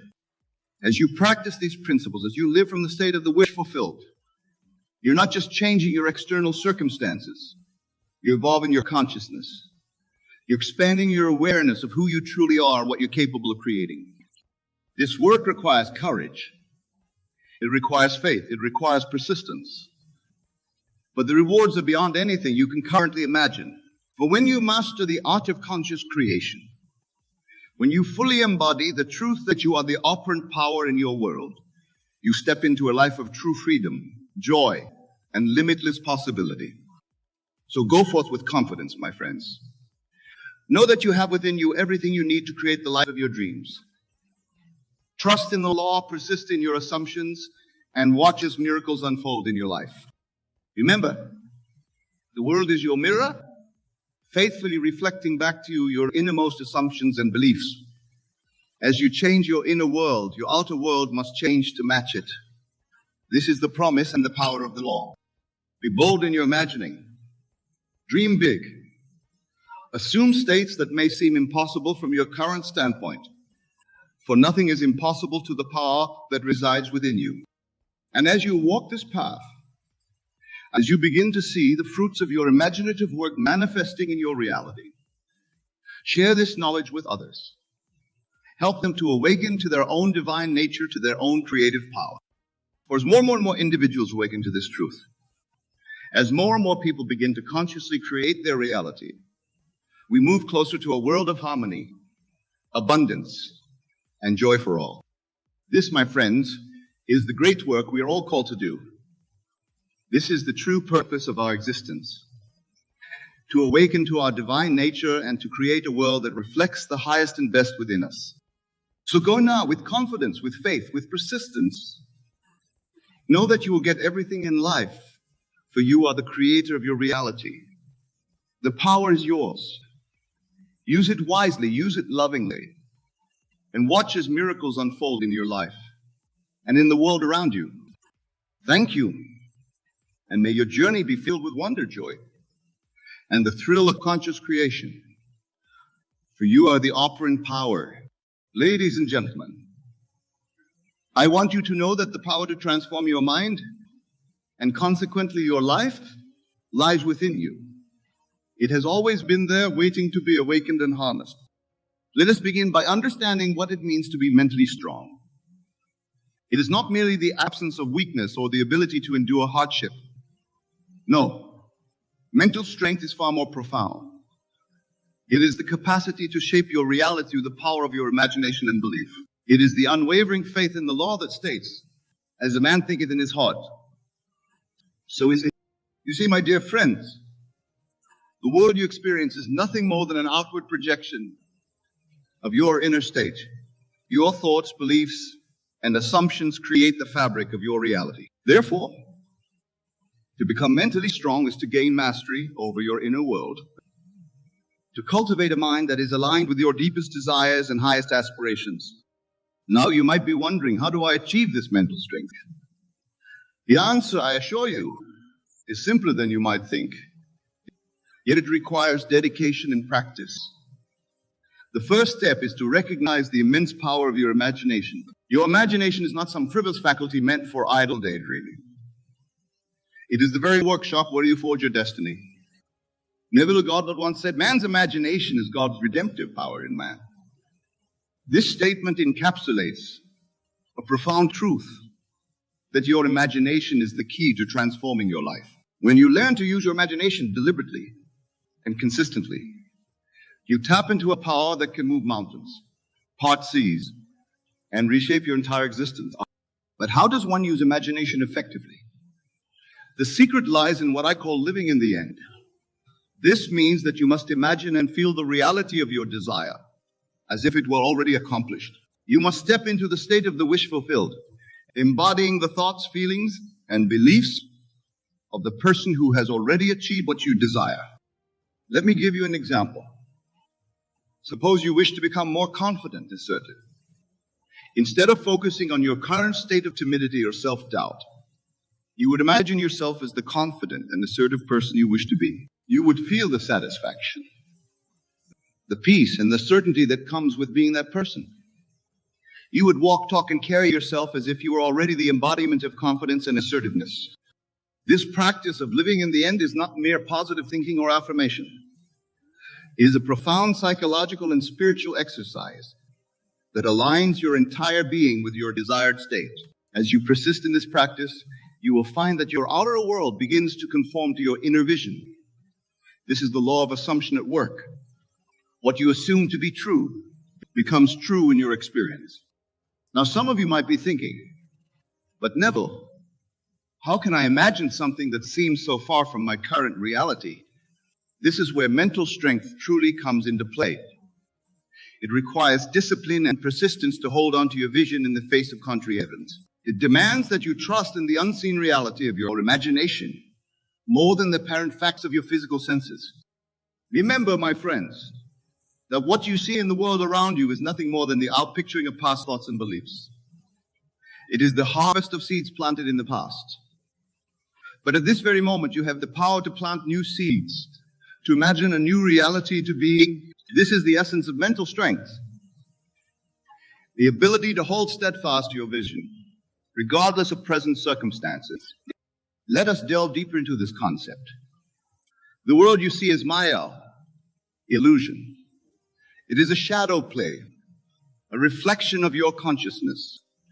When you truly grasp this truth, you will understand that to change your world, you need only change your consciousness. This is where the practice of revision becomes invaluable. Revision is the art of reimagining past events in a way that aligns with your desires. If you have experienced failure or disappointment, instead of dwelling on these experiences and reinforcing them in your consciousness, you can revise them. Imagine how you would have preferred the situation to unfold. Feel the joy and satisfaction of this revised scenario as if it had actually happened. This practice of revision is not about denying reality or living in fantasy. It is about understanding the fluid nature of time and memory and using this understanding to your advantage. By revising the past in your imagination, you alter the trajectory of your future. You plant new seeds in the fertile soil of your subconscious mind, seeds that will inevitably sprout and bear fruit in your experience. As you engage in these practices, living in the end and revision, you will begin to notice a shift in your mental state. You will find yourself becoming more resilient, more optimistic, more certain of your power to shape your reality. This is mental strength in action. It is the ability to maintain a positive and purposeful state of mind, regardless of external circumstances. But let me be clear, my dear friends. Mental strength is not about forcing things to happen through sheer willpower. It is not about struggling against the current of life. Rather, it is about aligning yourself with the natural flow of creation. It is about understanding and applying the laws that govern the universe. One of these fundamental laws is the law of assumption. This law states that whatever you assume to be true will be manifested in your reality. Your assumptions, whether conscious or unconscious, shape your world. Therefore, to become mentally strong, you must become aware of your assumptions and learn to consciously choose those that serve your highest good. For instance, if you assume that life is a struggle and that success is hard to come by, you will experience a reality that confirms these assumptions. On the other hand, if you assume that life is abundant and that success comes easily to you, your experience will reflect these beliefs. The key is to become aware of your assumptions and to deliberately choose those that align with your desires. This process of becoming aware of it, changing your assumptions, requires mental discipline. It demands that you become the watchman at the gate of your mind, carefully monitoring the thoughts and beliefs you allow to take root in your consciousness. This vigilance is a hallmark of mental strength. Now, you might be wondering, how do I change deeply ingrained assumptions and beliefs? The answer lies in the practice of what I call the law of reversibility. This law states that while feelings follow thoughts, thoughts also follow feelings. In other words, by deliberately inducing the feeling state associated with your desire, you can evoke thoughts and assumptions that align with that state. Let me explain this further. Suppose you want to cultivate an assumption of abundance. Instead of trying to force yourself to think abundant thoughts, you would induce the feeling of abundance. You would imagine what it feels like to be abundantly supplied in all areas of your life. As you persist in this feeling, you will find that thoughts of lack and scarcity naturally fall away, replaced by thoughts and assumptions of abundance. This practice of inducing feeling states is a powerful tool for mental strength. It allows you to bypass the resistance of your rational mind and directly influence your subconscious, where your deepest beliefs and assumptions reside. As you master this technique, you will find yourself becoming more adept at shaping your mental state at will. But remember, my friends, mental strength is not about suppressing or denying negative emotions. It is about understanding the transient nature of all emotional states and learning to navigate them skillfully. When challenging emotions arise, acknowledge them, but do not identify with them.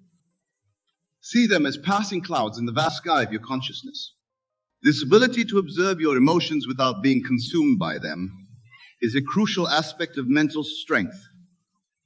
It allows you to maintain your chosen state of consciousness even in the face of adversity. It enables you to respond to life's challenges from a place of clarity and purpose rather than reacting from a place of fear or anger.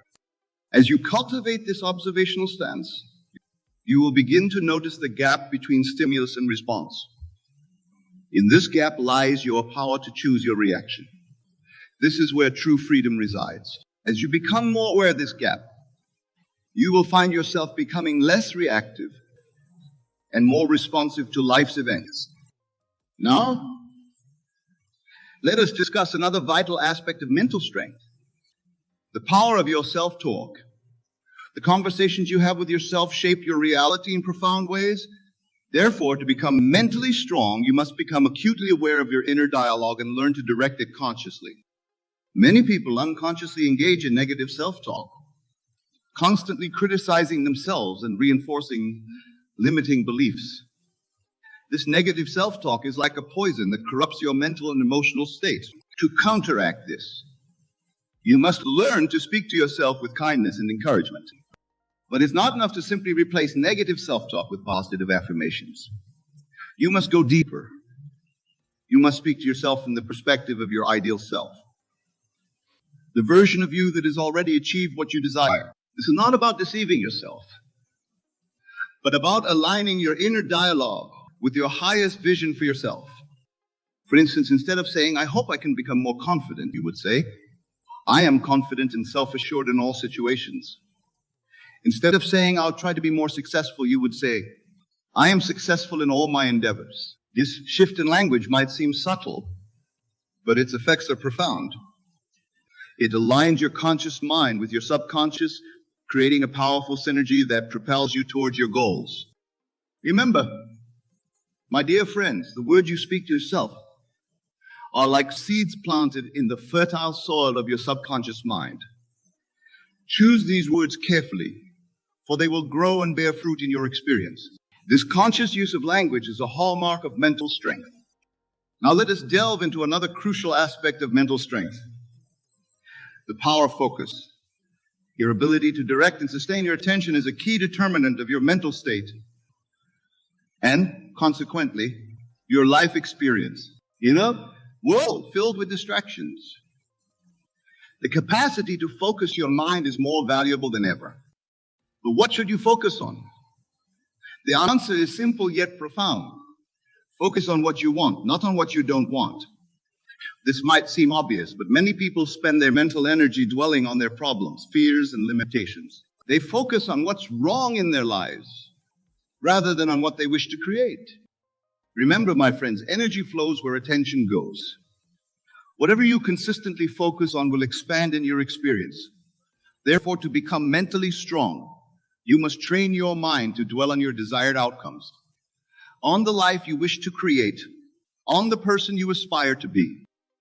This doesn't mean ignoring problems or challenges when they arise. It means approaching them from a solution-oriented mindset. Instead of fixating on the problem, focus your attention on finding a solution.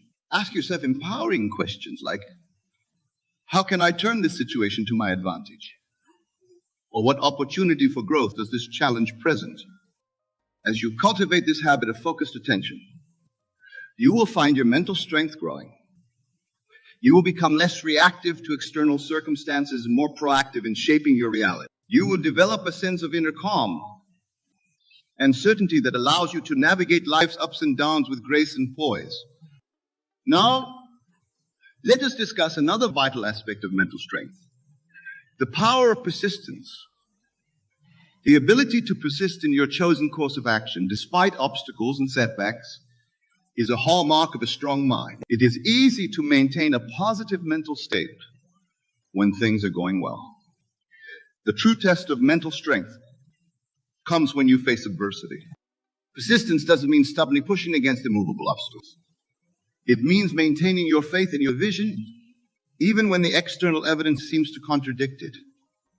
It means holding fast to your assumption of success even when temporary failures occur. It means continuing to live in the end, to feel the reality of your desire, even when your current circumstances seem far removed from your goal.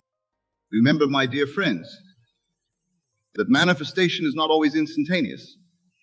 There's often a time lag between the conception of a desire in your imagination and its appearance in your physical reality. This time lag is a test of your faith and persistence.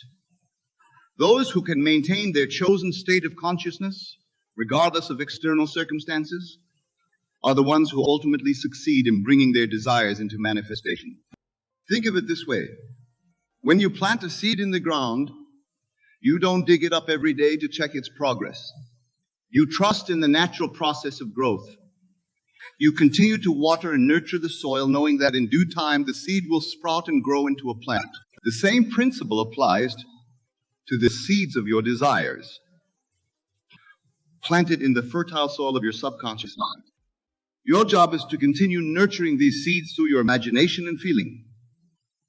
Trust in the law, knowing that what you have planted must inevitably come to fruition.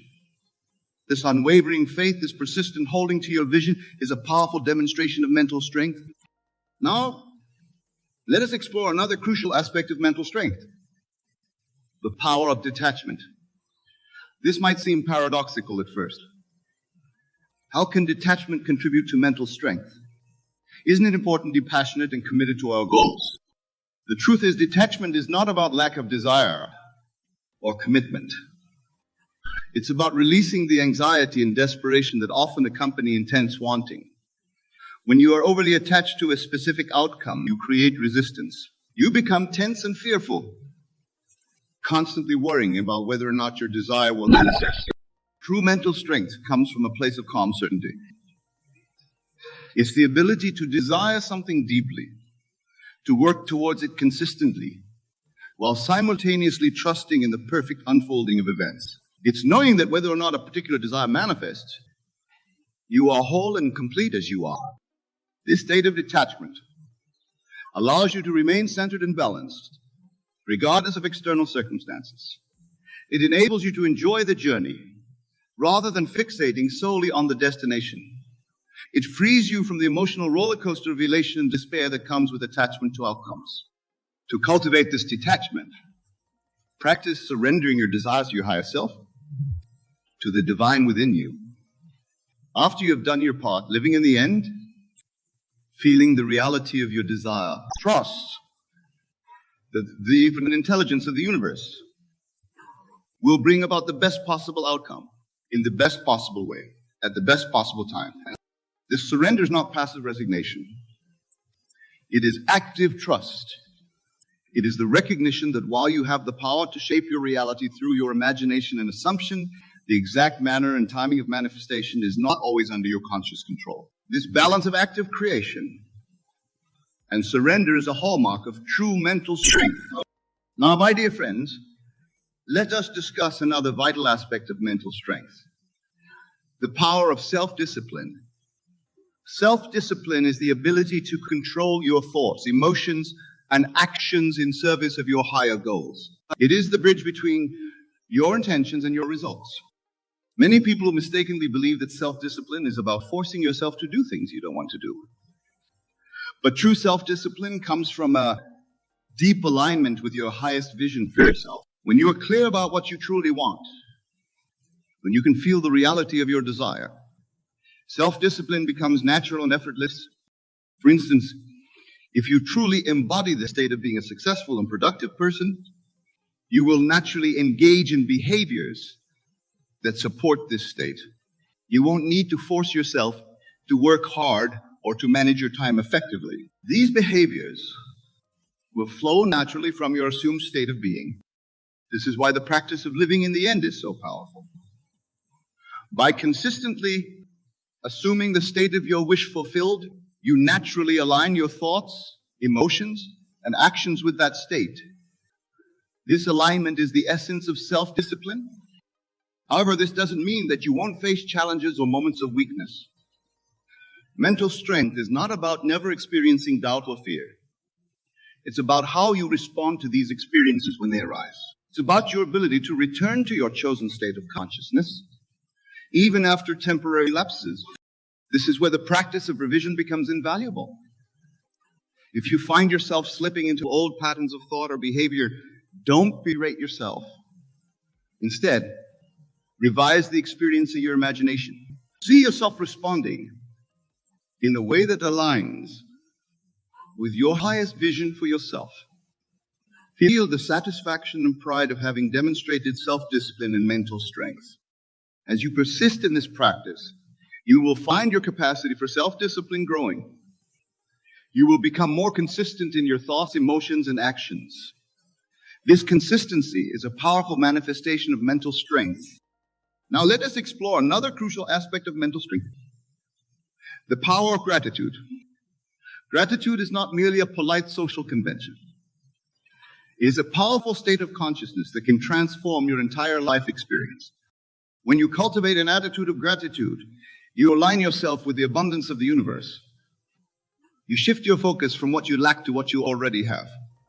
This shift in focus changes your entire vibration, making you a magnet for more positive experiences. But gratitude is not just about being thankful for the good things in your life. True mental strength comes from the ability to find something to be grateful for in every situation, even those that appear challenging or unpleasant on the surface. Remember, my friends, every experience, every circumstance contains within it the seed of an equivalent greater benefit. When you can maintain an attitude of gratitude, even in the face of apparent adversity, you demonstrate true mental strength.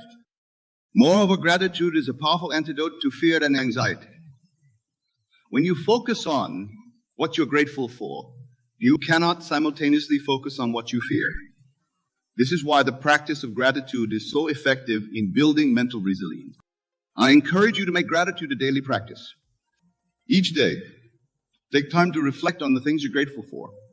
Feel the emotion of gratitude deeply. Let it permeate your entire being. As you do this consistently, you will find your mental state becoming more positive and resilient. Now, let us discuss another vital aspect of mental strength: the power of forgiveness. Many people carry the weight of past hurts and resentments, not realizing how much these negative emotions drain their mental and emotional energy. I will share with you the most effective technique I have ever discovered, a practice so transformative that when repeated faithfully, it rewrites the very fabric of your reality. The power lies not in the complexity of the method, but in the persistence and conviction with which you apply it. What I am about to tell you is not theory, but law. It is as immutable as gravity, as serving as the rising sun. When you truly grasp this principle and apply it with unwavering faith, your world will shift with such precision that you will stand in awe of your own creative power. The technique is this: take your desire, your wish fulfilled, and repeat it to yourself as a present fact, not as something that will be, but as something that already is. 100 times each day, affirm your desire as an accomplished fact. But the crucial detail that most miss, it is not the mere repetition of words that pH, but the feeling of naturalness that accompanies your declaration. Let me explain the profound mechanics at work here. Your consciousness, your I am, is God Himself individualized. When you declare a thing to be true while occupying the state of your wish fulfilled, you are engaging the very power that created the universe. This is not positive thinking. This is the activation of universal law. Consider this truth: everything you now accept as reality was once merely a thought, an imagination. Your current circumstances, your relationships, your position in life, all were first conceived in imagination before they materialized in your world. The outer world is nothing more than a shadow, a reflection of your inner assumptions. When you repeat your desire 100 times daily, you are not engaging in mere affirmation. You are programming the depths of your subconscious mind. You are impressing upon the substance of creation itself the pattern of your desired reality. This is why the feeling is crucial. Each repetition must be accompanied by the feeling of naturalness, the feeling that your desire is already a fact. Let me share with you a secret about this practice that few understand. The number 100 is not arbitrary. It represents completeness, fullness, the totality of conviction. When you repeat your desire 100 times, you are symbolically declaring its completeness in your consciousness. You are filling every corner of your mind with the reality of your wish fulfilled. But remember this vital truth. The words themselves are merely vessels. They carry the feeling, the consciousness of your desire fulfilled. As you repeat your statement, you must feel the reality of it. If your desire is for financial abundance, you must feel the security, the freedom, the joy of that abundance. If your desire is for a loving relationship, you must feel the warmth, the companionship, the deep connection of that relationship. Many of you ask, but Neville, how can I feel something that isn't yet true? Here is the supreme secret. In the realm of consciousness, there is no yet. There is only a novo. When you enter the state of consciousness where your desire dwells, you are actually entering the reality where it already exists. Your physical reality has no choice but to conform to this new state of consciousness. The universe you see is not outside of you. It is within you. It is your own wonderful human imagination externalized. When you repeat your desire 100 times with feeling, you are literally rearranging the universe because you are rearranging your consciousness, and your consciousness is the universe. Let me give you a practical example. Suppose you desire a particular position in your company. Instead of saying, I want that position or I will get that position, you would declare, I am so grateful to be in my perfect position doing work I love. Repeat this 100 times daily, but, and this is crucial, feel the satisfaction, the fulfillment, the joy of actually occupying that position. As you do this, something remarkable begins to happen. The people around you will begin to respond differently. Opportunities will appear that weren't there before. Circumstances will arrange themselves in ways that support your new reality. This isn't coincidence or magic, it is law. Remember, the outer world has no choice but to reflect your inner convictions. Just as your reflection in a mirror must move as you move, your external reality must shift to match your internal state. This is why persistent repetition with feeling is so powerful. It creates an unshakable conviction in your consciousness. Now, some of you might be thinking, but I tried affirmations before, and they didn't work. The difference here lies in understanding that you are not trying to convince yourself of something. You are instead occupying a state of consciousness where your desire is already fulfilled.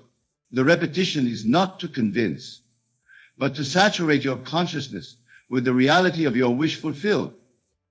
Think of it this way: when you wake up in the morning, you don't need to convince yourself that you are who you are. You simply know it. This is the kind of naturalness you must achieve with your desire. Through repeated occupation of the state of your wish fulfilled, it becomes just as natural as your own name. The universe responds not to your words, but to your state of consciousness. When you repeat your desire 100 times daily with feeling, you are systematically altering your state of consciousness. You are literally becoming the person who has what you desire. This is why the universe must rearrange itself. It is simply conforming to who you have become. Let me share another vital aspect of this practice. As you repeat your desire, you must exclude all contrary evidence from your physical senses. If your bank account shows lack, while you are declaring abundance, you must remain faithful to your inner conviction rather than the external fact. The external will change, it must change, but only after you have firmly established a new reality in your consciousness. This requires a level of mental discipline that few are willing to exercise. It is easy to accept what your senses show you. It takes spiritual maturity to remain faithful to your inner conviction despite contrary evidence. But this is precisely what separates those who manifest their desires from those who remain trapped in their current circumstances. Remember, every time you repeat your desire with feeling, you are dropping a seed into the fertile soil of your subconscious mind. Just as a farmer doesn't dig up his seeds every day to check their progress, you must not constantly check the external world for evidence of your manifestation. Plant your seed through repetition, water it with feeling, and trust in the law. The law operates with mathematical precision. Just as 2 + 2 must equal 4, your consciousness made conceived through repetition must produce its equivalent in your outer world. This is not theory, this is law. I have tested it countless times in my own life and in the lives of thousands who have applied these principles. Consider this profound truth. Your consciousness is the only reality. Everything you see in the outer world is simply consciousness objectified. When you understand this, you realize that by changing your consciousness through persistent repetition of your desire, you are literally changing the only reality there is. This is why the universe must rearrange itself. It has no choice. It is not separate from you. It is you pushed out. Every person, every circumstance, every event in your world is simply your consciousness made visible. Change your consciousness through this practice of repetition with feeling, and you change everything. Now let me address a question that often arises: how long must I continue this practice? The answer is, until your desire feels natural. Until it feels more real to you than the current facts of your life. For some, this might happen quickly.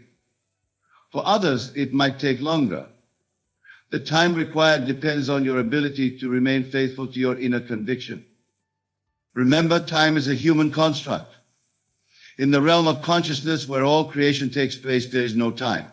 There is only the intensity of your conviction. This is why some desires manifest quickly while others take longer. The speed of manifestation is directly proportional to the completeness of your acceptance of your desire as fact. This is where the power of repeating your desire 100 times daily becomes evident. Each repetition, when done with feeling, deepens your conviction. It strengthens your acceptance of your desire as fact. It makes your new reality more and more natural to you until it becomes impossible for you to accept anything less. Let me share another crucial aspect of this practice. As you repeat your desire, you must also repeat the feeling of gratitude for its fulfillment. Gratitude is not merely a positive emotion. It is the acceptance of something as yours. When you feel grateful for something, you are acknowledging its presence in your life. This is why I often teach that the feeling of gratitude is one of the highest spiritual frequencies you can maintain. When you combine your repetition with genuine gratitude, you are not only declaring your desire as fact, you are accepting it as already yours. This combination is unbeatable in its manifestational power. Now let's address another vital point. As you practice this technique, you must guard your mental diet with the same care that you would guard your physical diet if you were training for an athletic event. Every thought that crosses your mind either supports or contradicts your desire. This is why the repetition must be consistent and why it must be done 100 times. The number 100 creates a momentum in your consciousness that helps override contrary thoughts and feelings. It builds a foundation of conviction so strong that casual negative thoughts cannot shake it. This is the power of persistence in consciousness. Consider how a river creates a canyon. It's not through occasional powerful surges, but through constant, persistent flow. This is how you must approach your practice. Each repetition is like a drop of water, seemingly insignificant on its own, but powerful enough to reshape reality when applied consistently.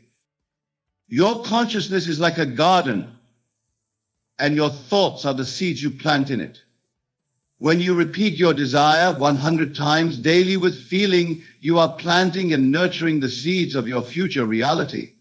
Just as a garden doesn't spring up overnight, your manifestation may not appear instantly. But if you remain faithful to your practice, it must appear. This brings us to another crucial understanding.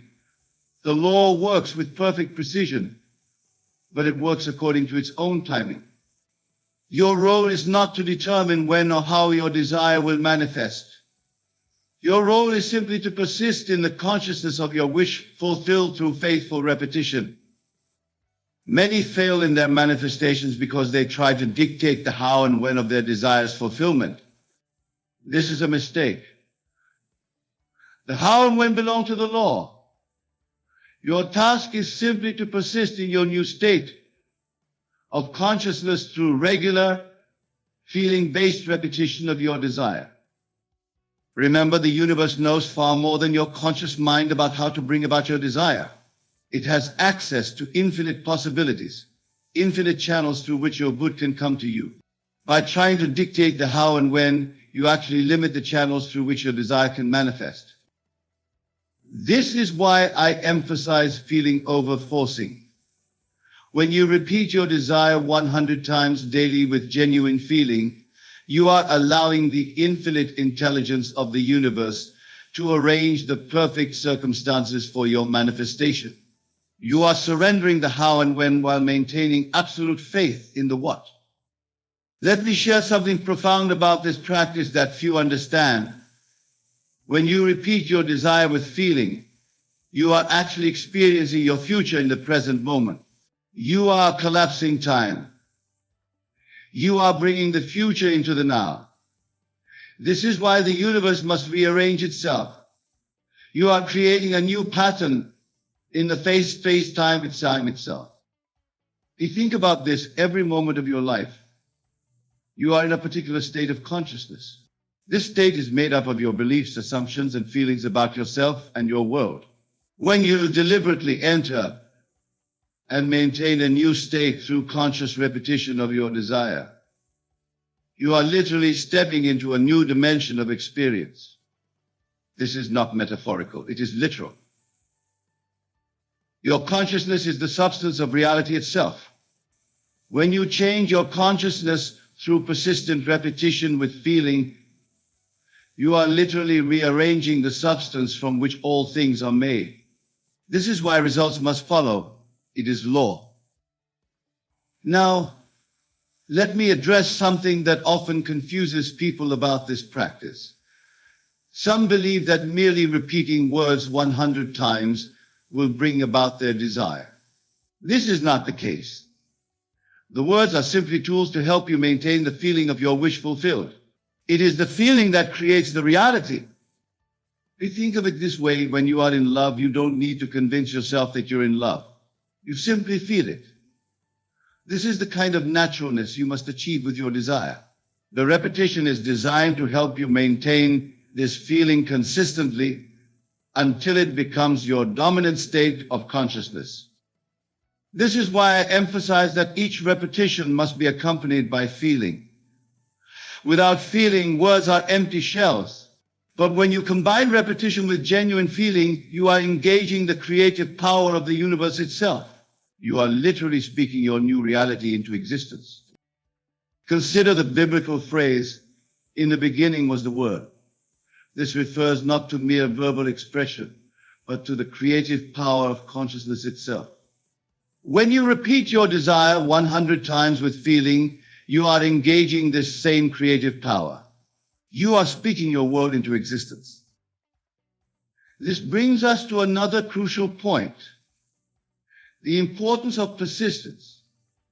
Some of you might begin this practice with enthusiasm, but abandon it when results don't appear immediately. This is a grave mistake. Remember, you are reprogramming your entire consciousness. This takes persistence and patience. Think of it like learning a new language. At first, it feels awkward and unnatural. But with persistent practice, it becomes second nature. The same is true with this practice. At first, your new state of consciousness might feel forced or fake, but with persistent repetition, it becomes your natural state of being. This is why the number 100 is so powerful. It represents complete dedication to your new state of consciousness. When you repeat your desire 100 times daily, you are declaring to the universe that you are absolutely committed to your new reality. This level of commitment always brings results. Remember, the universe is not testing you. It is simply responding to your consciousness with mathematical precision. When you maintain a consistent state of consciousness through persistent repetition with feeling, the universe has no choice but to reflect that consciousness back to you in physical form. Let me share another vital truth about this practice. As you repeat your desire, you must also be willing to let go of your old self-concept.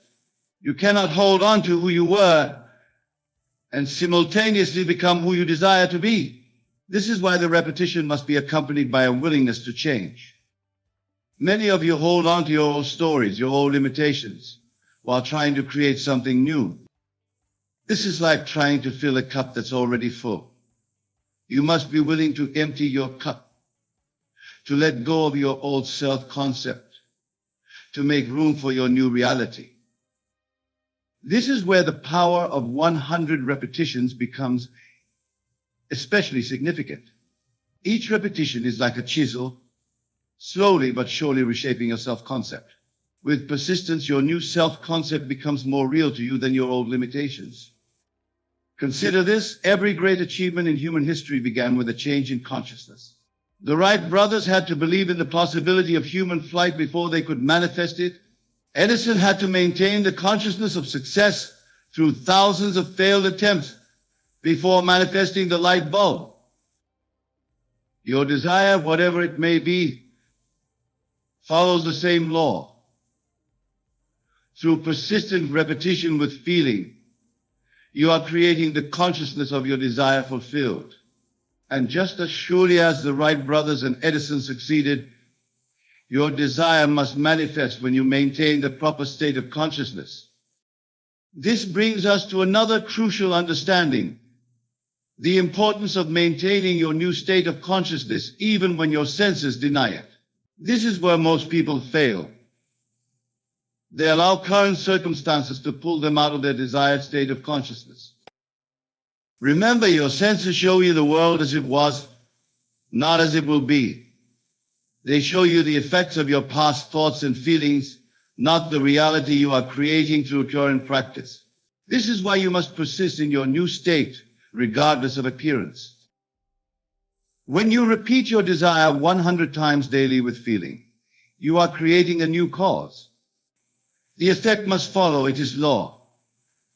But you must give the law time to work.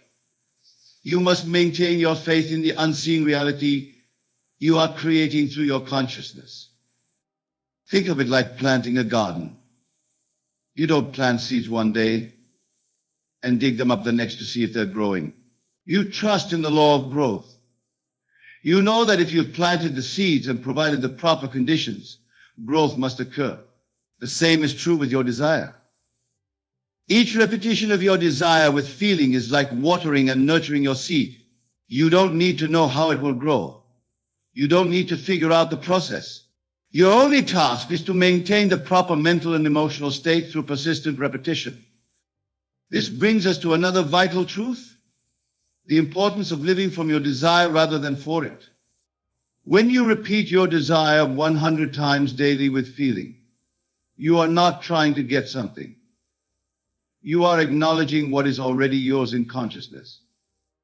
This is a subtle but crucial distinction.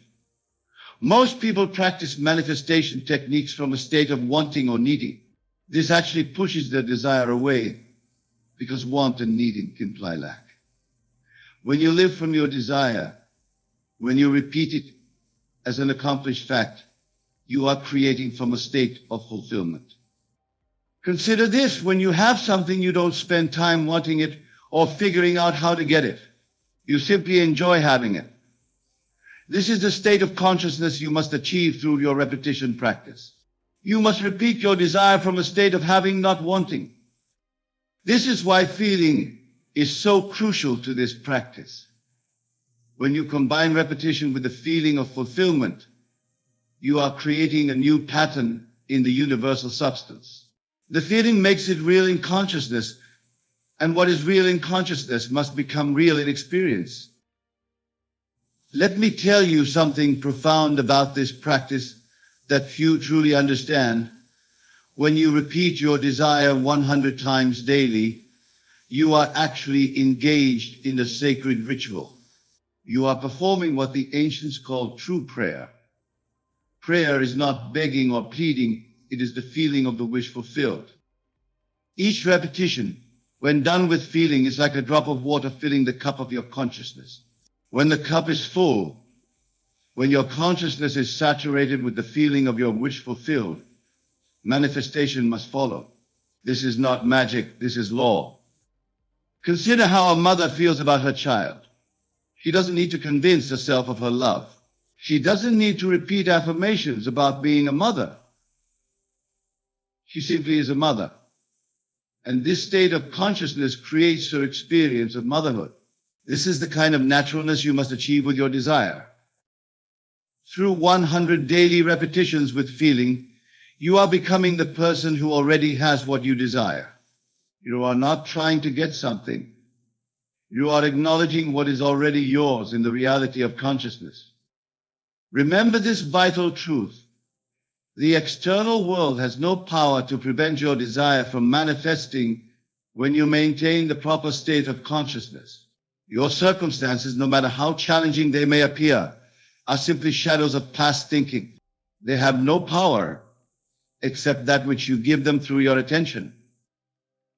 When you consistently repeat your desire 100 times daily with feeling, you are withdrawing power from your current circumstances and investing it in your new reality. You are literally shifting the balance of power in your consciousness. This is why persistence is so crucial. Each repetition builds momentum in your consciousness. Each feeling-filled declaration of your desire, as fact, moves you closer to the point where your new reality must externalize itself. Think of it like learning to play a musical instrument. At first it feels awkward and unnatural, but with persistent practice it becomes second nature. The same is true with this practice. At first your new state of consciousness might feel forced, but with faithful repetition, it becomes your natural state of being. Let me share one final truth about this practice.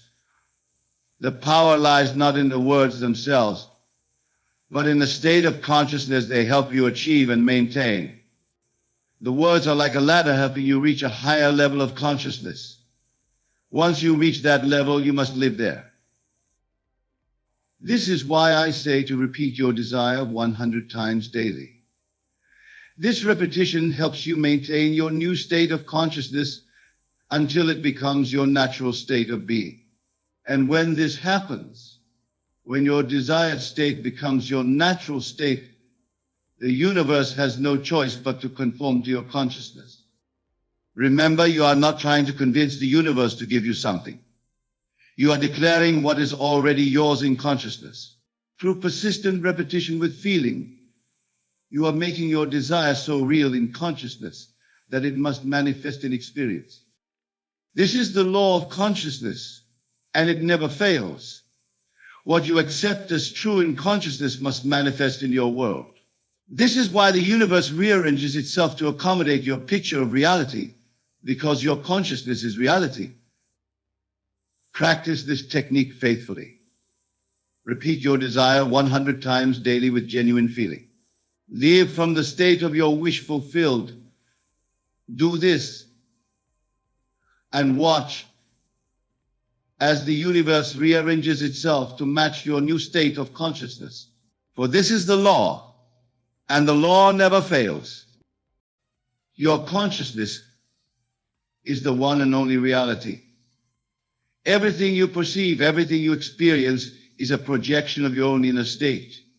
The world you see is a mirror reflecting back to you the contents of your own mind.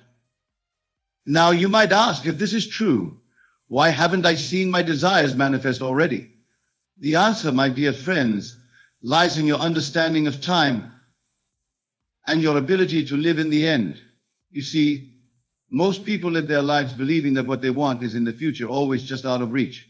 But I tell you this, the future you desire already exists, and it is calling you to step into it now.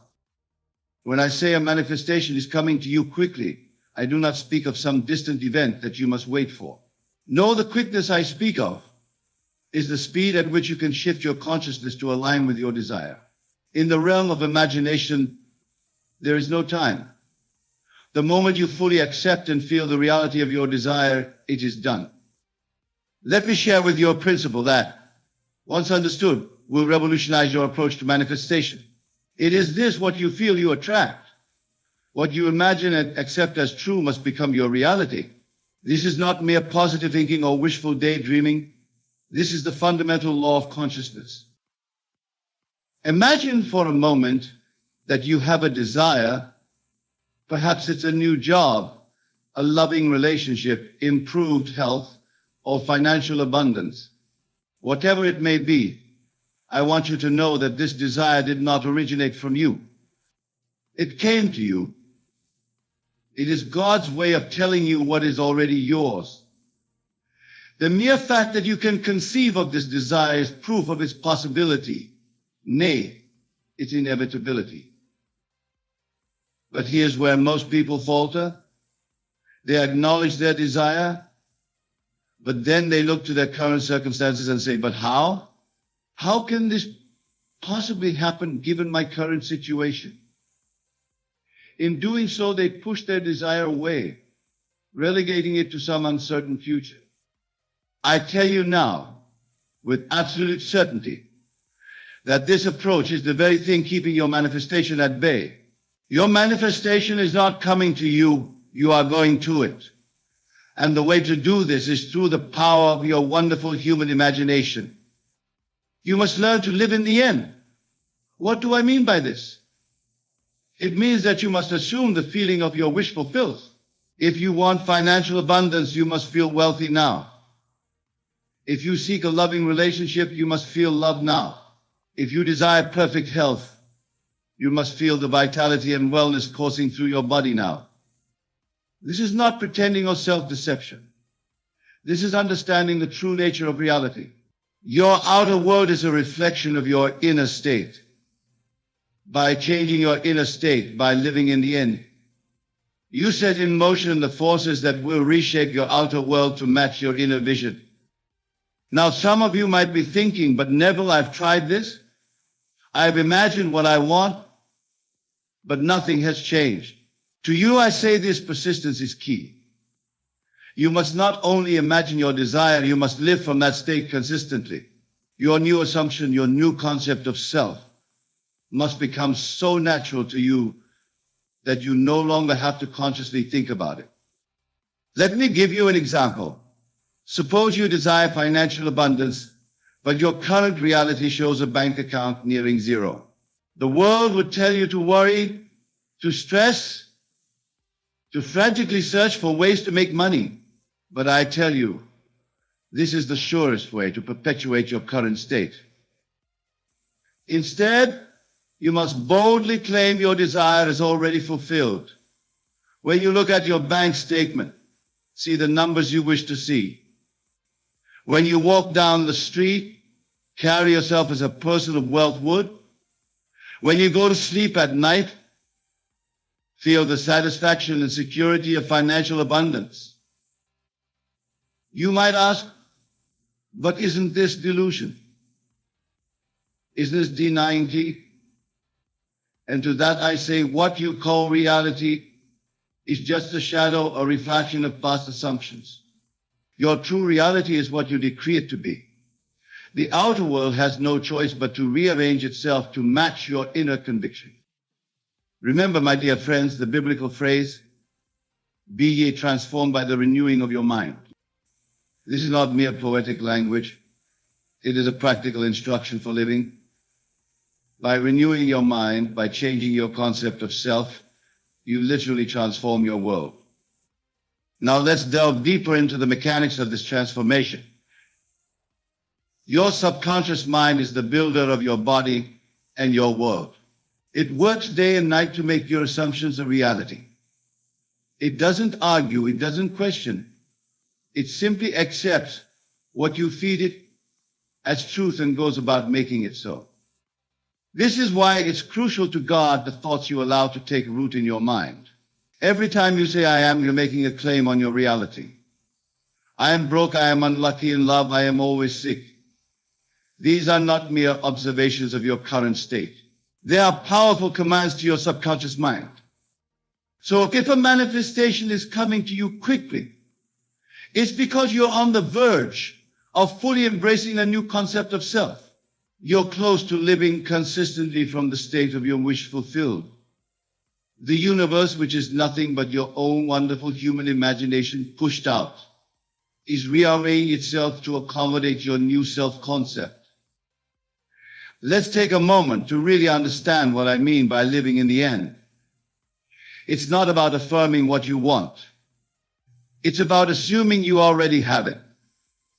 There's a world of difference between saying, I want to be wealthy and I am wealthy.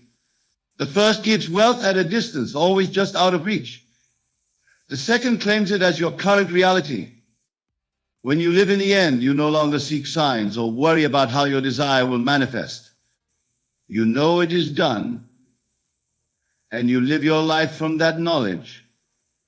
This is what I mean when I say that manifestation is coming to you quickly. The speed of your manifestation is directly proportional to the completeness of your assumption. Now, some of you might be wondering about action. Neville, you might ask, are you saying we should just imagine and take no action in the physical world? Not at all, my friends. Action is important, but it must be inspired action. When you truly live in the end, when you fully embody the state of wish fulfilled, you will naturally be moved to take the right actions. These actions won't feel like hard work or struggle. They will feel natural, almost inevitable. You'll find yourself in the right place at the right time, saying the right things to the right people. This is because, having changed your concept of self, you are now aligned with the version of you that already has what you desire. Let me give you another example to illustrate this point. Suppose you desire a specific job. The conventional approach would be to search job listings, send out resumes, and hope for the best. And there's nothing inherently wrong with these actions. But when you approach it from the state of living in the end, everything changes. Instead of desperately searching for a job, you assume the feeling of already having that perfect job. You feel the satisfaction of doing work you love. You feel the security of a good income. You feel the pride of contributing your talents to the world. Living from this state, you might still send out resumes or go to interviews, but you'll do so from a completely different energy. Instead of hoping to be chosen, you'll walk into interviews knowing that you're the perfect fit for the job. You'll speak with confidence and authority because in your mind, this job is already yours. And here's the miraculous part. The outer world has no choice but to conform to your inner assumption.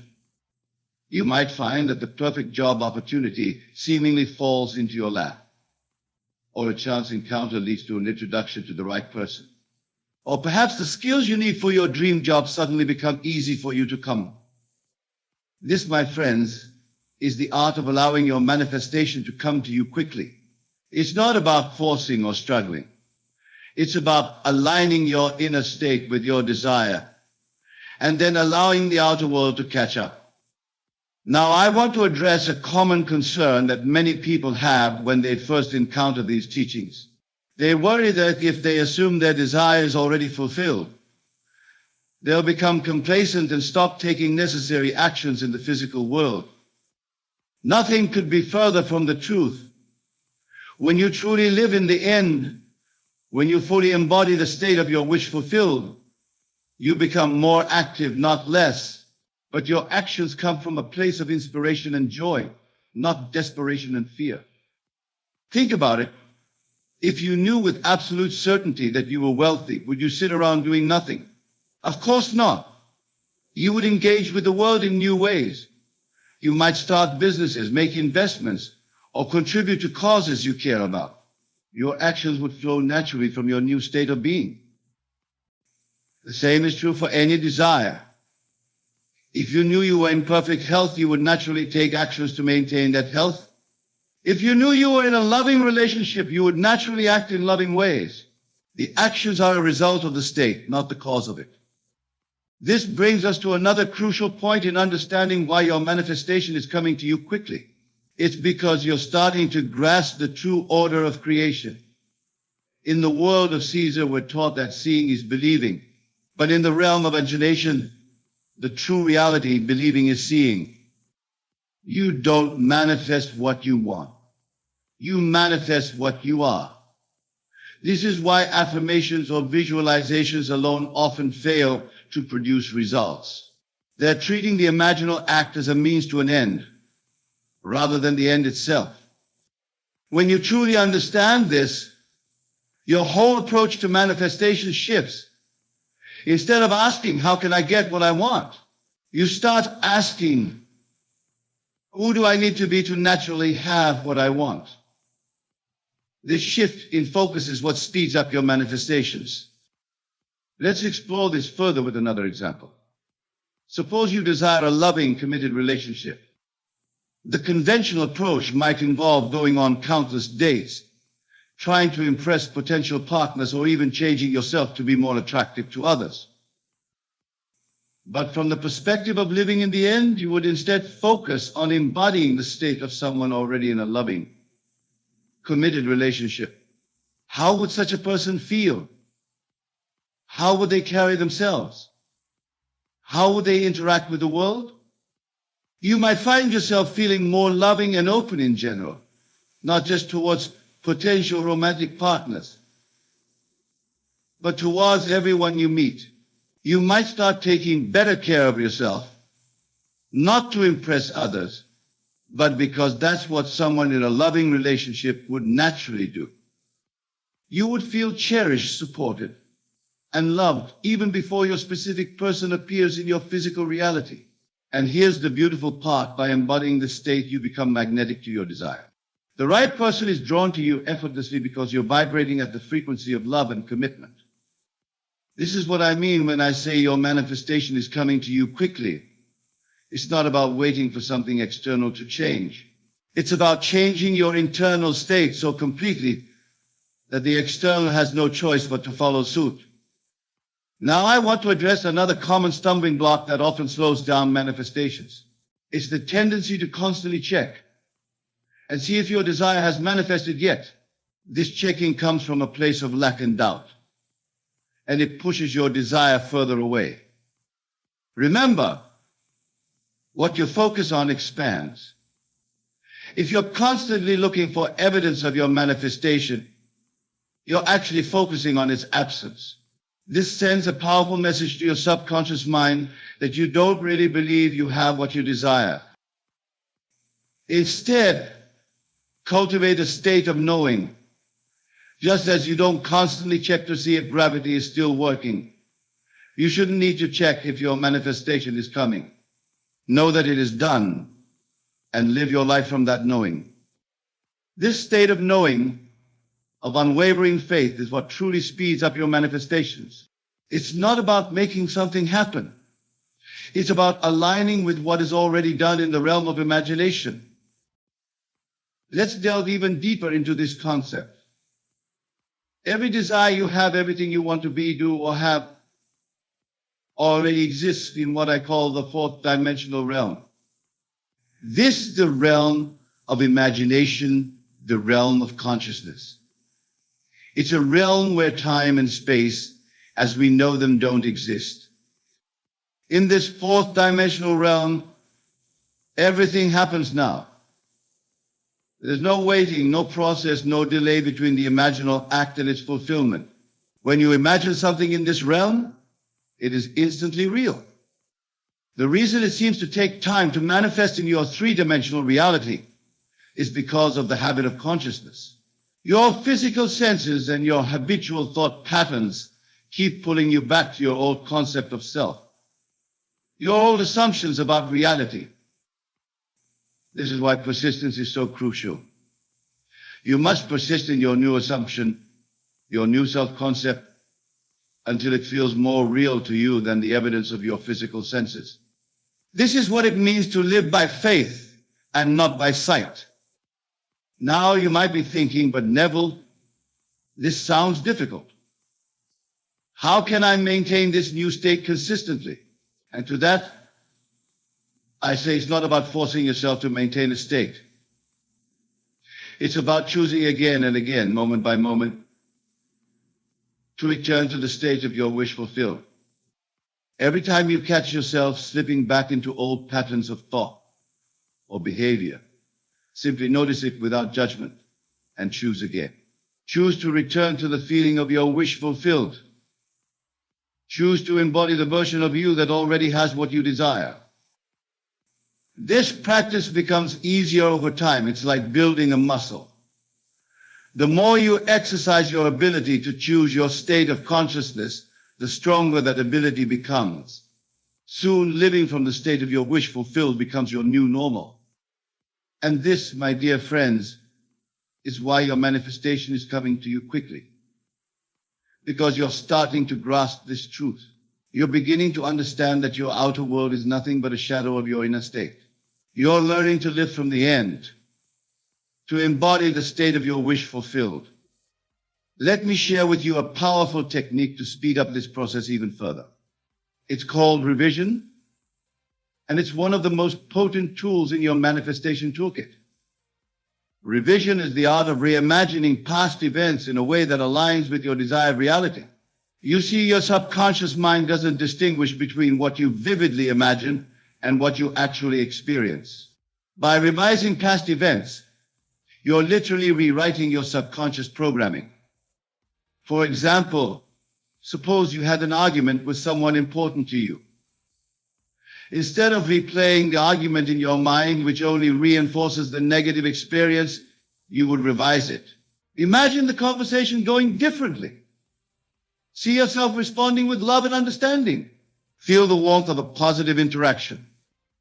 Do this vividly, engaging all your senses until the revised version feels more real to you than what physically happened.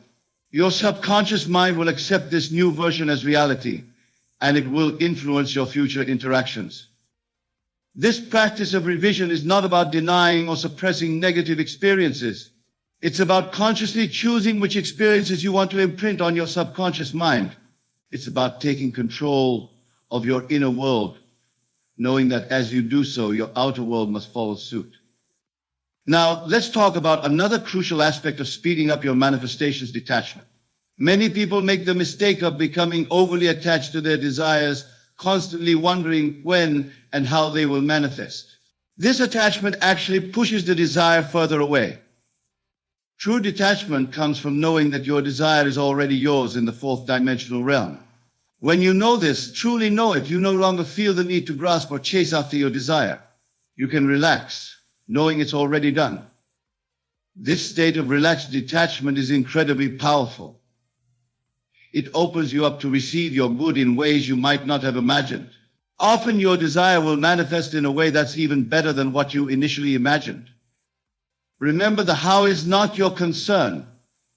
Your job is to live in the end, to maintain the feeling of your wish fulfilled. The infinite intelligence of your subconscious mind will take care of the how. Trust in this process. Have faith in the law that never fails. Now I want to address something that often comes up when people start applying these principles. They worry about the impact their manifesting might have on others. What if my desire negatively affects someone else? They ask. Or what if I'm taking something away from another person? To this I say, remember that consciousness is the only reality. The people in your world are yourself pushed out. They are playing the parts that your assumptions have assigned to them. By changing your assumptions, You're not imposing your will on anyone. You're simply shifting to a reality where everyone is playing a different role. Moreover, in the infinite abundance of the universe, there's more than enough for everyone.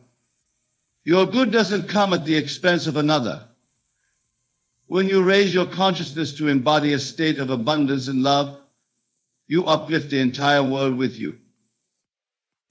This understanding frees you from guilt or worry about your manifesting.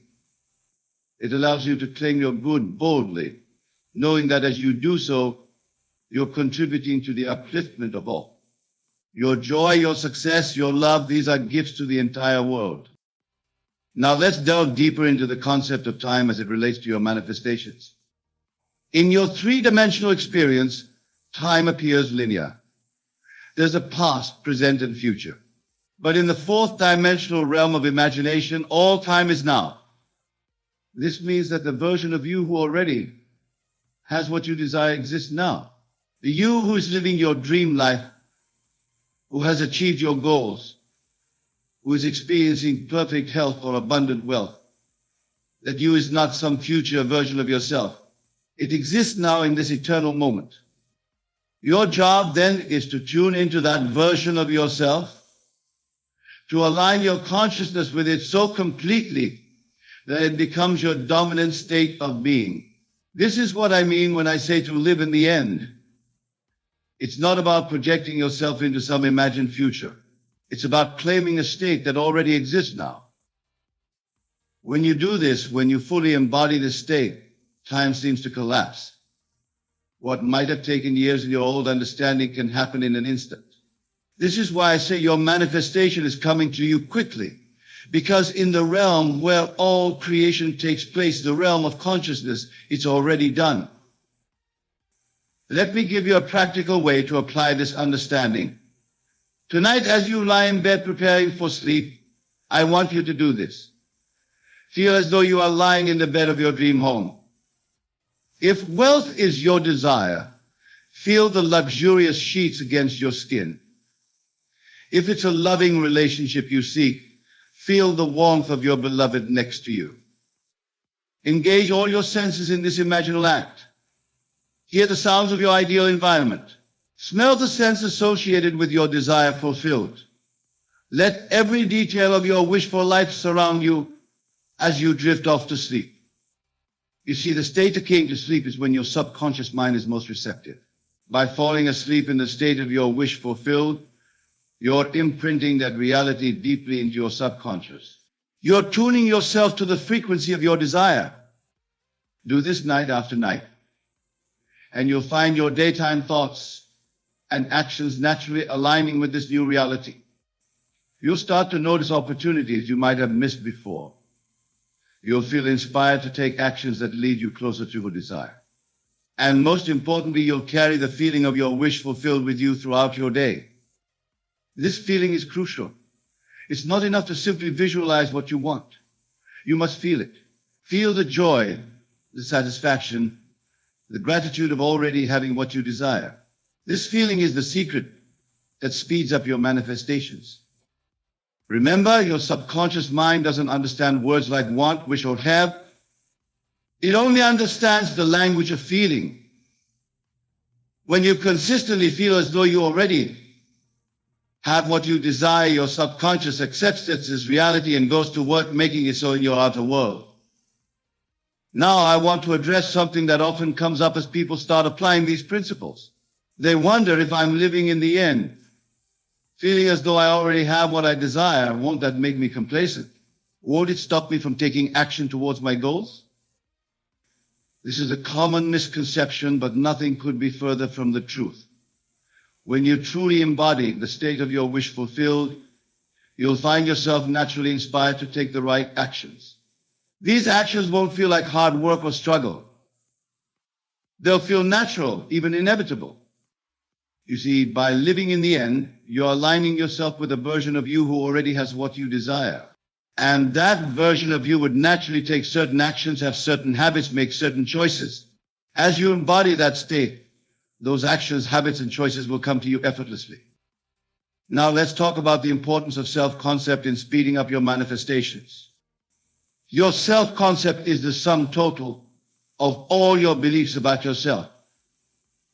It's the story you tell yourself about who you are, what you're capable of, and what you deserve. Many people struggle with manifesting because their desire conflicts with their self-concept. They might desire wealth, but deep down believe they're not worthy of abundance. They might want a loving relationship, but subconsciously feel unlovable. To manifest quickly, your self-concept must align with your desire. You must see yourself as the kind of person who naturally has what you want. This goes beyond just visualizing yourself having your desire. It's about becoming, in consciousness, the person who already has it. If wealth is your desire, you must embody the consciousness of a wealthy person. How does a wealthy person think? How do they make decisions? How do they view money? Embody these traits in your daily life. If it's a loving relationship you seek, embody the consciousness of someone who is deeply loved and cherished. How does such a person carry themselves? How do they interact with others? How do they treat themselves? As you align your self-concept with your desire, you'll find your manifestations accelerating. Because now you're not trying to get something that feels foreign or out of reach. You're simply expressing what feels natural and inherent to who you are. This is why I often say that revision of your self-concept is the highest form of revision. As you revise your concept of self, as you choose to embody a new state of consciousness, your entire world must shift to reflect this new you.